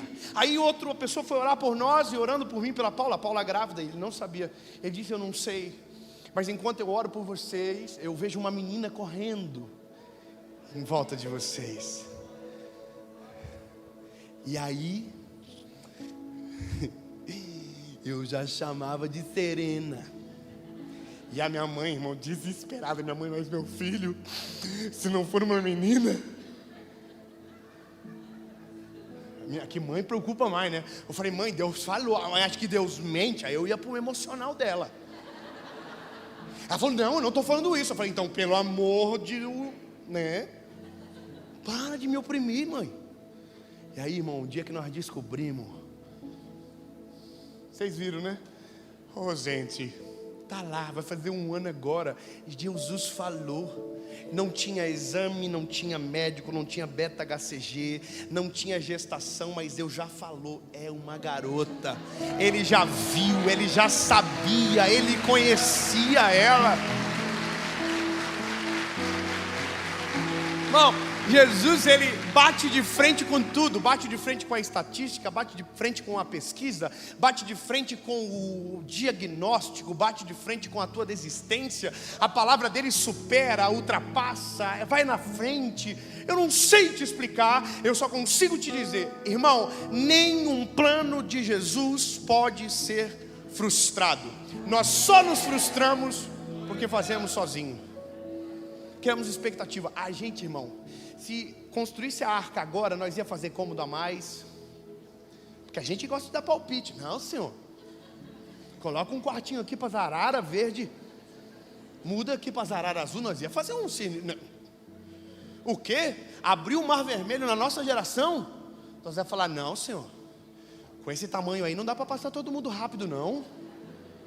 A gente, irmão, a gente. Ô, irmão, hoje geração difícil a nossa. A pós-modernidade trouxe para nós algumas consequências que são muito terríveis. A individualização. Gente que tem milhares de seguidores não tem um amigo para ligar de madrugada. Entendeu? O pluralismo de ideias. Ninguém acredita em nada e acredita em tudo. Sabe, nada mais é absoluto. Lindo, tem coisas na Bíblia que não mudam. É absoluto e acabou, você não pode mudar. Não dá para viver o teu evangelho, não dá para viver a tua Bíblia. A Bíblia é a mesma para todo mundo. É óbvio que Deus sabe falar com cada um de jeitinho diferente. Quem é pai aqui sabe. Eu tenho 3 filhos, cada um é um jeito. Um tem um modo drama, o outro tem um modo mais sereno, e o outro tem a tempestade, que é a última, que é a nossa chefe. Ela foi promovida agora, ela manda em todos nós. Os 2 filhos meus agora voltaram para a aula. O primeiro é o João, a minha esposa no menininho. Eu falei para ele: filho, semana agora vai voltar das aulas, acabou as férias, beleza? Ele falou: tá bom, papai, só tem que comprar minha bag, porque estragou. Falei: perfeito, papai vai comprar para você, relaxa. O segundo, irmão, a mesma coisa, diferente, que ele é dramático, irmão, ele já... Irmão, eu estou brigando com um, o outro está falando assim: papai, eu quero que o senhor saiba que eu jamais faria isso. Ele parece um Minion, irmão, ele tem 2 anos, vai fazer 3, ele é um Minion. Irmão, se eu filmasse ele, virava o Big Brother mais legal de todos. É muito engraçado. Aí eu cheguei nele e falei: Noah, pai, queria saber, como está sendo as tuas férias? Top, pai. Falei, e aí, é legal brincar com os amigos? Aham. Eu falei, pois eu preciso te falar uma coisa. Ele, o quê, pai? Eu falei, os teus amigos do colégio estão morrendo de saudade de você. Ele, sério? Eu falei, eu vou te levar segunda-feira para brincar com eles. Ele, irmão, a mesma notícia, contado de maneira diferente. Ou seja, Deus sabe como tratar com a gente. Mesmo assim, tem coisas que a gente não quer entender, tem coisas que a gente não quer ouvir, tem nãos que a gente não quer. E eu vou te dizer, irmão, Deus antes de dar um sim, te deu 100 nãos. E às vezes você nem viu. A porta que Deus fecha é para você parar de improvisar. A porta que Ele tranca é para você parar de se meter, é para você parar de dar palpite. Deus tranca a porta só, ai, nossa Senhor, errei, né? De novo, Senhor, pois é, né? De novo. É as nossas expectativas que destroem a nossa fé. Sabe? A Marta e a Maria querem algo de Jesus e Jesus tem algo diferente para elas. Aí a Bíblia diz que numa certa altura do campeonato, o Lázaro partiu dessa para o melhor. Faleceu. E aí levaram a notícia para Jesus. Jesus, o Lázaro morreu. Aí Jesus falou, não, o Lázaro está vivo. E os discípulos estão pensando assim, irmão, é que a gente romantiza demais, mas a gente tem que pensar que se fosse na nossa época, o que nós ia pensar? Que nós somos tudo igual. Irmão, se a gente está no meio, a gente fala assim, ai,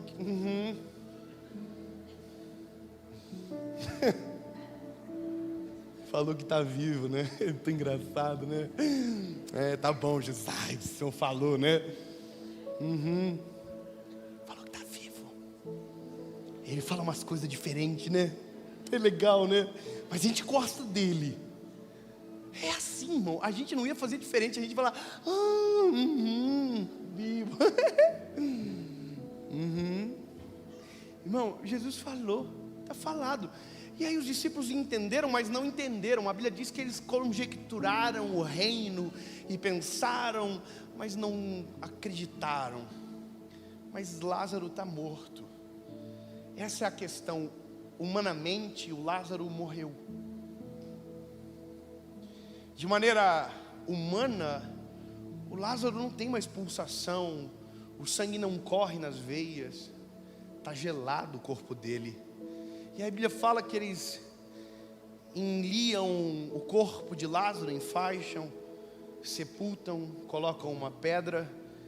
E no quarto dia, depois de Lázaro sepultado, Jesus chega na City. Jesus chegou, do nada. Rapaziada, todo mundo, Jesus, que é isso, hein? Todo mundo, caraca, Jesus chegou. E na cabeça de todo mundo assim, atrasado. Foram na Marta. Marta, se não acredita quem está na cidade. Quem? Jesus. Ele chegou, corre. E a Marta, bora. E chegou até Jesus, já começou o drama, porque é a mais dramática. Ô Jesus, se o Senhor tivesse chegado antes, o nosso irmão Lázaro não teria morrido. O que ela está dizendo, para o milagre que a gente quer, o Senhor está atrasado. Para o milagre que a gente precisava, o Senhor não chegou. Entenda, o erro está em não ter acreditado na fala dele. Jairo chorou porque a notícia chega, e a palavra de Jesus para Jairo é: Jairo, não temas, não tenha medo. Por mais que o mundo te diga ao contrário, por mais que o diagnóstico diga ao contrário, por mais que as pesquisas digam ao contrário, acredita na minha palavra. Se eu falei que vai acontecer, vai acontecer. Não chame de morto aquilo que ele chama de vivo. Não chame de impossível o que ele chama de milagre. Ele pode, aliás, o que ele chama de impossível? Nada.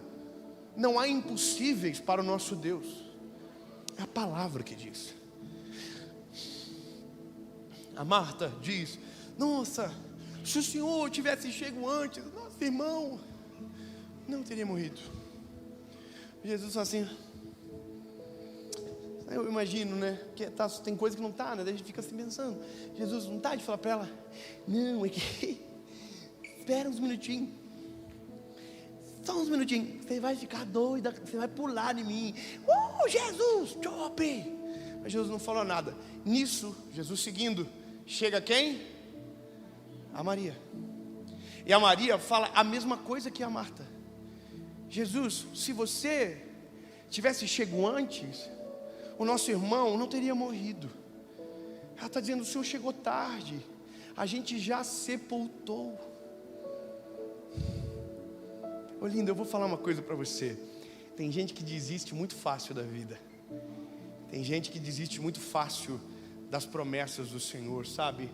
Daquilo que o Senhor declarou, daquilo que o Senhor já fez saber. Tem gente que desiste muito fácil. A humanidade, ela se resume a uma palavra, instabilidade. Eu sei porque eu falo para mais gente hoje do que o normal, do que falava antes. Então consigo ter leituras um pouco diferentes. Eu recebo muita mensagem, leio muita mensagem. E o ser humano tem uma parada agora que é a cultura da pós-modernidade, que é a individualização.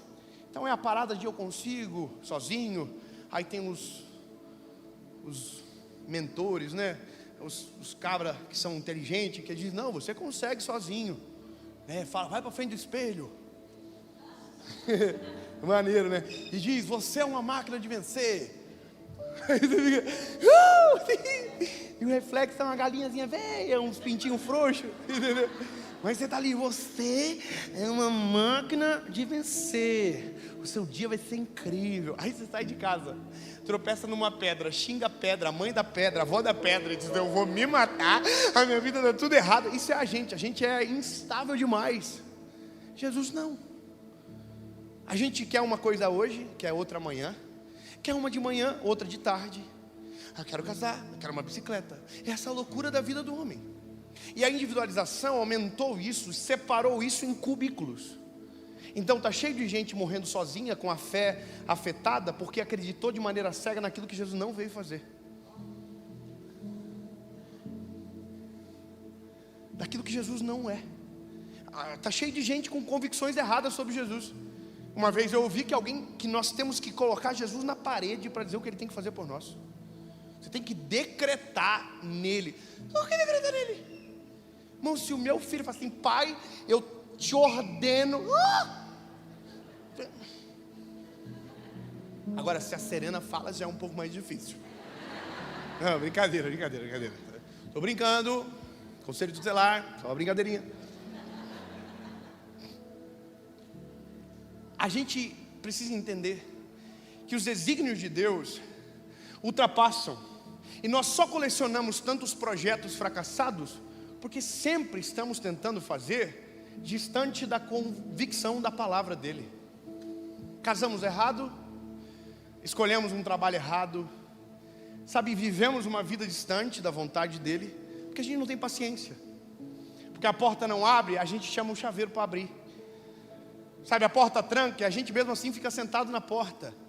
Irmão, a gente tem que acordar rápido. Eu de verdade queria que o chip de maturidade de homens de Deus que andaram muito mais que eu fossem colocados dentro da gente. Que viesse. Imagina, você pegar a maturidade de um homem que viveu 80 anos com o Senhor e colocar dentro de você, a nossa vida ia ser muito melhor, porque a gente vive dando com a cabeça, irmão. Eu vou falar para você, eu já tive tanto conflito com Deus nessa parada que eu acho que Deus já não me aguenta mais. A última que Deus falou comigo, ele falou assim, sai da minha frente. Eu falei, eita, estou saindo. Eu estou tentando um negócio, Deus está falando, não vou fazer, eu estou tentando. Chegou na última casa que eu estava tentando alugar, Deus, eu entrei no carro, o Senhor falou assim, pelo amor de mim mesmo, sai da minha frente. Aí minha esposa entrou no carro, eu falei, Deus falou comigo, mas não é tão legal. Aí Paulo, o que ele falou? Para eu sair da frente dele. Aí a Paulo falou assim, pois vamos sair? Vamos. Irmão, é a melhor coisa quando a gente sai da frente dele. É a melhor coisa. Aí, irmão, resumindo a ópera, a Maria está... E a Bíblia conta que quem estava em volta murmura. Fala assim, bom, não era ele o que cura leproso, paralítico? Como que não curou o amigo dele? Se ele tivesse chegado antes, o Lázaro não teria morrido. todo mundo chorando, aquela cena dramática, a Bíblia diz que Jesus também chorou.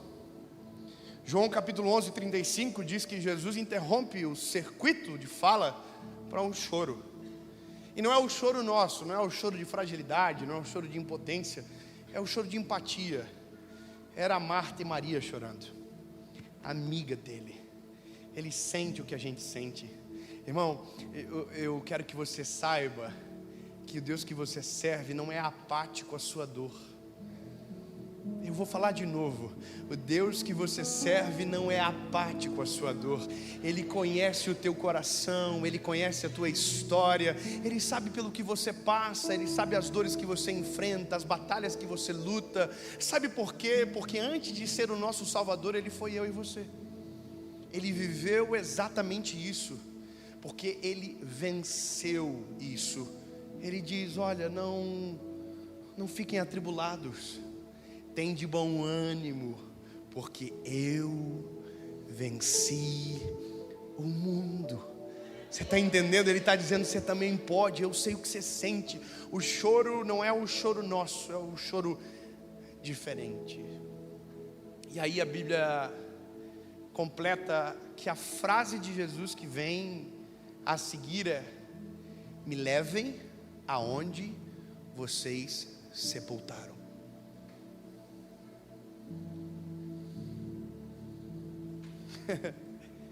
Não? Vamos de novo. Jesus diz para eles: por gentileza, me levem aonde vocês sepultaram.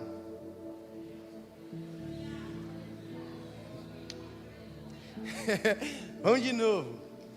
Me levem aonde vocês sepultaram. Olha para cá. Sabe o que Jesus está dizendo? Não fui eu que sepultei. Não fui eu que fiz. Vocês sepultaram. E eu disse que não era para a morte. É isso, sabe? É Jesus falando nos nossos olhos: me leva aonde vocês sepultaram. Me leva no casamento que você desistiu. Me leva na oportunidade que você abandonou. Me leva nos sonhos que você, sabendo que eram meus, colocou dentro de uma gaveta, trancou as 7 chaves pensando que eu havia esquecido. Me leva aonde você abandonou o que eu jamais abandonei. Me leva no morto que você insiste em chamar de morto, mas eu ainda estou chamando de vivo e não vou mudar a opinião. Me leva no lugar, me leva, me mostra.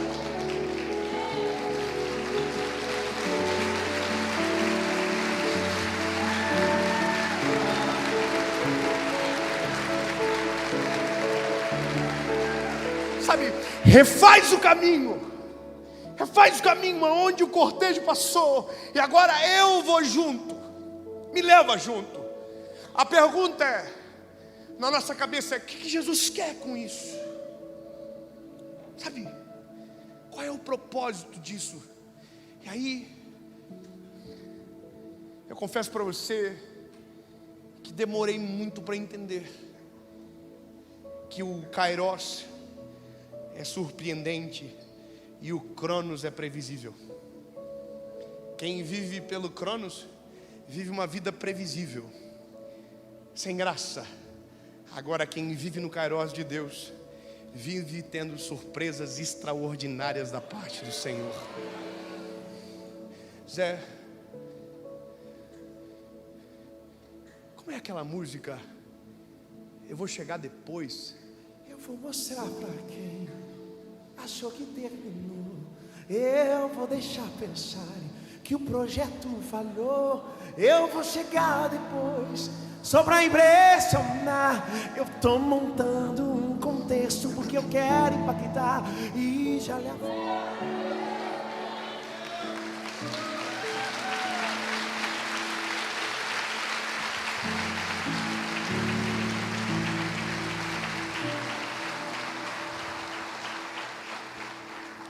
Isso é Jesus. Sabe, quando nós nos encorajamos e decidimos entregar a nossa vida na mão de Jesus, os nossos planos, os nossos sonhos, os alvos, os pequenos alvos que nós julgamos ser grandes. Quando entregamos na mão do Senhor, começamos a desfrutar de um tempo de novidade. Porque viver o plano de Deus é viver além da nossa capacidade de sonhar. É acordar cada dia desse tempo presente com a surpresa do eterno. De algo que você vai olhar e vai dizer: como pode? Eu sozinho jamais conseguiria pensar em algo tão maravilhoso.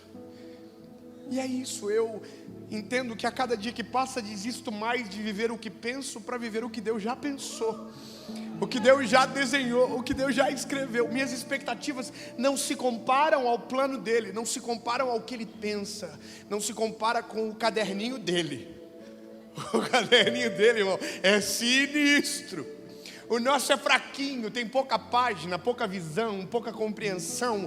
Agora o dele não, o dele é perfeito, tem a história completa, o antes, o depois. A Bíblia diz que ele nos conheceu antes de nos formarmos no ventre da nossa mãe.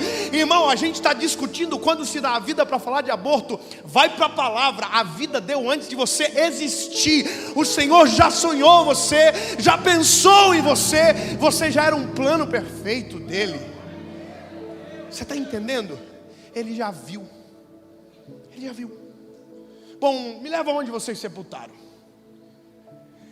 Todo mundo vai com aquele climão estranho, sem saber explicar o que está acontecendo. E aí Jesus chega lá. Irmão, de verdade, eu queria ser uma mosquinha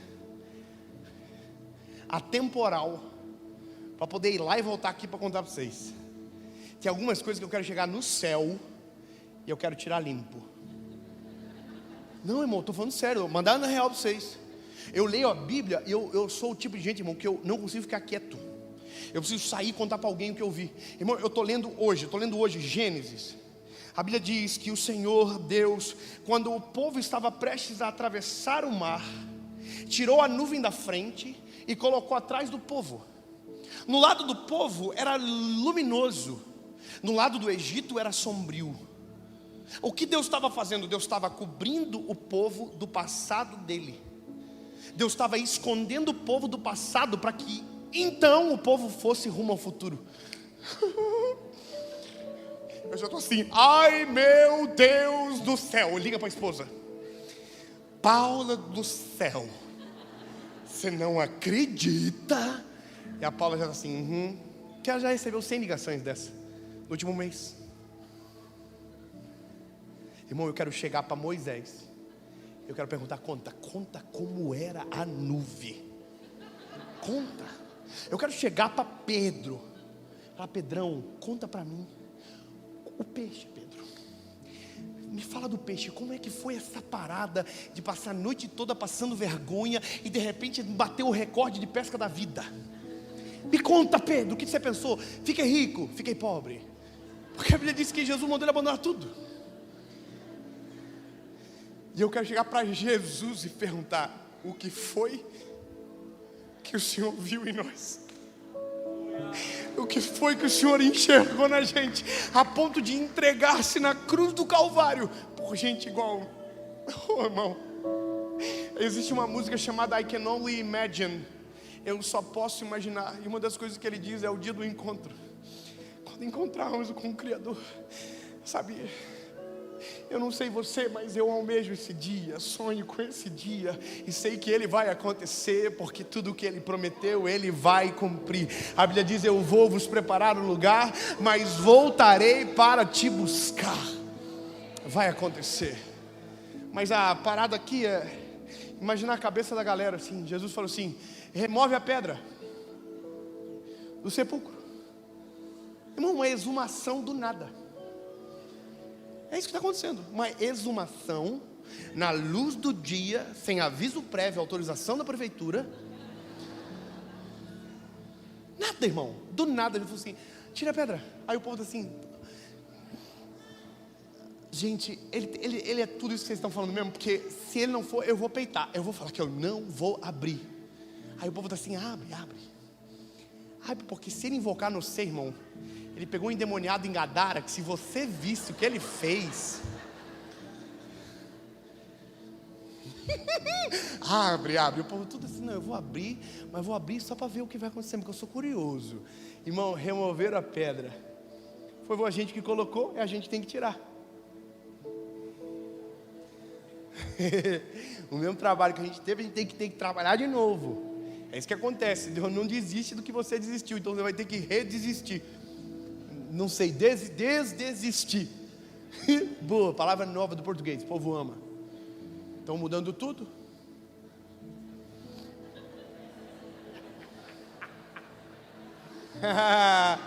Mexe com nós, irmão. Pode mudar para os outros, para a gente nunca vai mudar. Nosso manual não é a ortografia, nosso manual é a palavra. Esquece, irmão. A Bíblia que eu acredito diz que as portas do inferno não prevalecerão.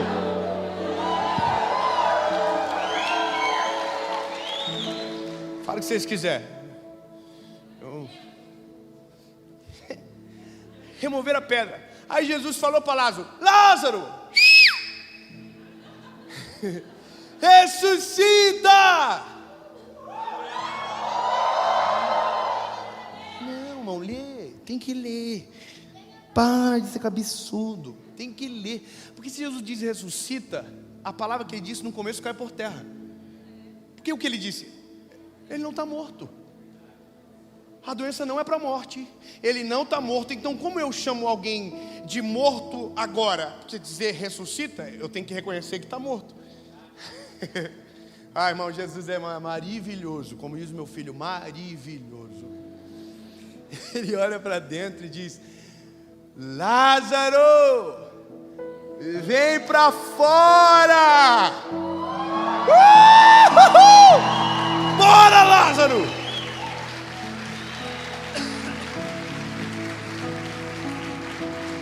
Eu imagino, porque a Bíblia diz que o Lázaro estava todo amarrado.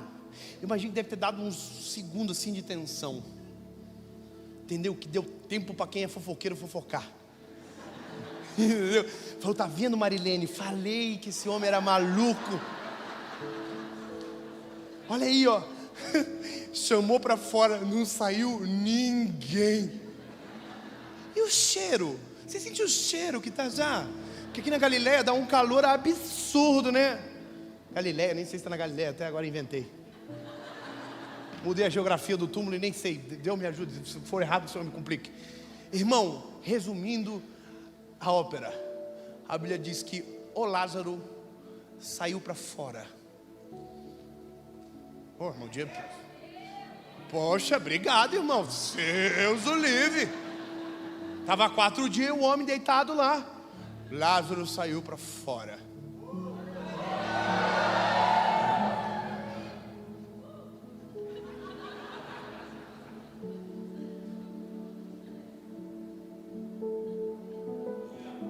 Quem foi que me amarrou assim, gente?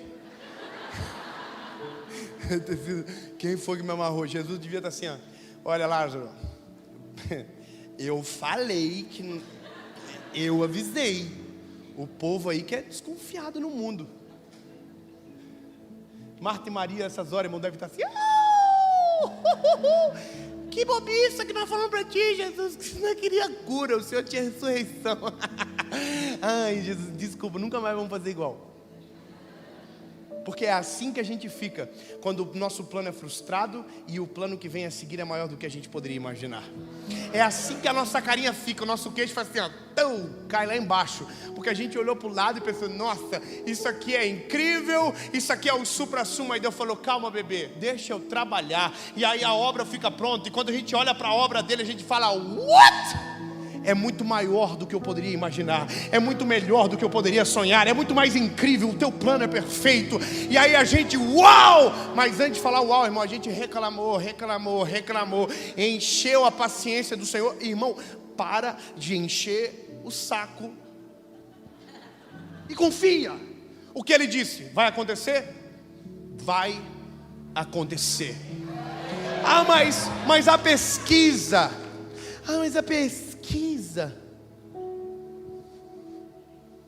mas a estatística, mas o diagnóstico. Deus falou, está falado.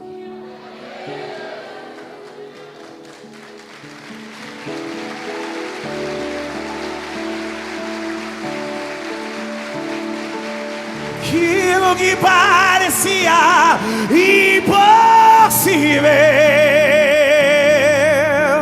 aquilo que parecia não ter saída, aquilo que parecia ser minha morte, mas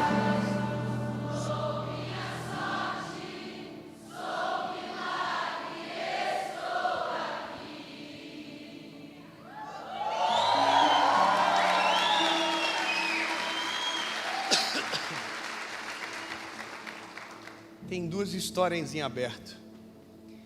Tem a do Jairo e a do Jesus. É uma engraçada falar assim, né? Do Jesus. Tem a dele, do chefe, do Big Boss.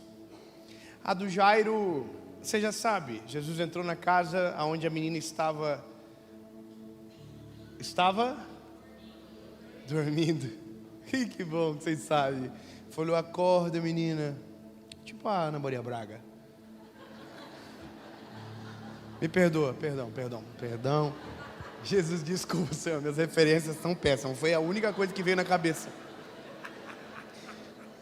Não vai acontecer mais. Até semana que vem. Aqui. Passa. E aí tem a do chefe nosso. Que eu não sei se vocês sabem, conseguiram colocar o nosso chefe na cruz. Colocaram ele lá. E não foi forçando, ele deixou. A Bíblia diz que como ovelha muda, ele foi levado a um matadouro. E pelas suas pisaduras nós fomos sarados. E ele deixou. Imagina você tendo poder para tudo, não fazer nada. As pessoas gritavam, zombavam dele, dizendo, falava que era o Messias, que ia salvar todos nós e não tem poder para salvar a si próprio. 2 ladrões no lado dele, 2 bandidos. Um olhou para ele e riu dele, e o outro disse, Senhor, ele não sabe o que faz. Se o Senhor, quando entrar no paraíso, puder, lembre-se de mim. Aí Jesus falou, hoje mesmo estarás comigo no paraíso. Agora, escuta, a Bíblia diz que no nada o céu escureceu e ouviu-se um grito da cruz, está consumado. O Cordeiro de Deus varreu o pecado de uma vez só.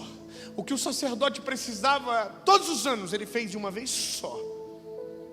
Se você lê Hebreus, a carta de Paulo aos Hebreus, e você começa a ler sobre o sacrifício, o que Jesus fez em uma coisa só, que o sacerdote precisava fazer de maneira copiosa.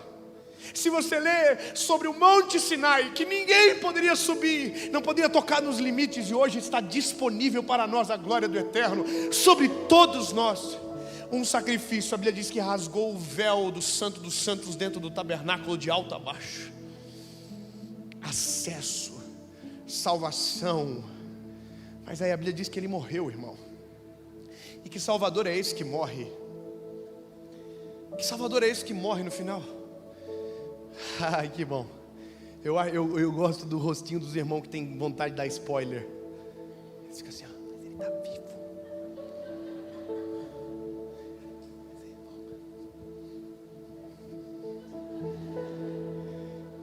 No primeiro dia, ele estava morto. Disseram, vamos colocar guarda no sepulcro dele, para que os seus discípulos, não roubando o corpo, digam que ele ressuscitou. No segundo dia riram, não apareceu ninguém para fazer nada. Mas ao terceiro dia,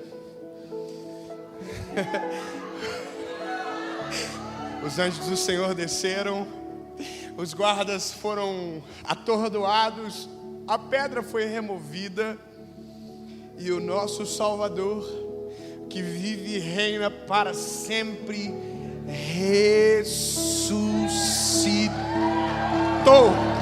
conforme ele havia dito: eu vou morrer, mas ao terceiro dia eu vou ressuscitar. Se você for em Israel, tem um lugar que dizem que é lá, pelas características geográficas, pelo jardim. E aí você entra no sepulcro, tem uma pedra vazia, não tem ninguém ali dentro, uma grade que protege aquele lugar, uma porta singela de madeira com uma plaquinha pequena escrita: He's not here. Você veio procurar no lugar errado, ele não está aqui. Mas e aí o que eu faço? Lê o resto. He is risen. Ele não está aqui, ele já ressuscitou. Fala para o irmão que está do lado: ele ressuscitou. Você estiver no Uber, fala para o Uber, fala: o meu Jesus ressuscitou. E nada que está morto dentro de mim, à minha volta, permanecerá igual. Se ele chamar a existência, voltará a viver. Não importa a área, não importa o local, não importa onde, não importa quando. Leva para ele: Jesus, eu vou te levar onde eu sepultei. Eu não sei, porque se eu tomei a coragem de sepultar algo que o Senhor não desistiu, eu removo a pedra e o Senhor traz a vida de novo.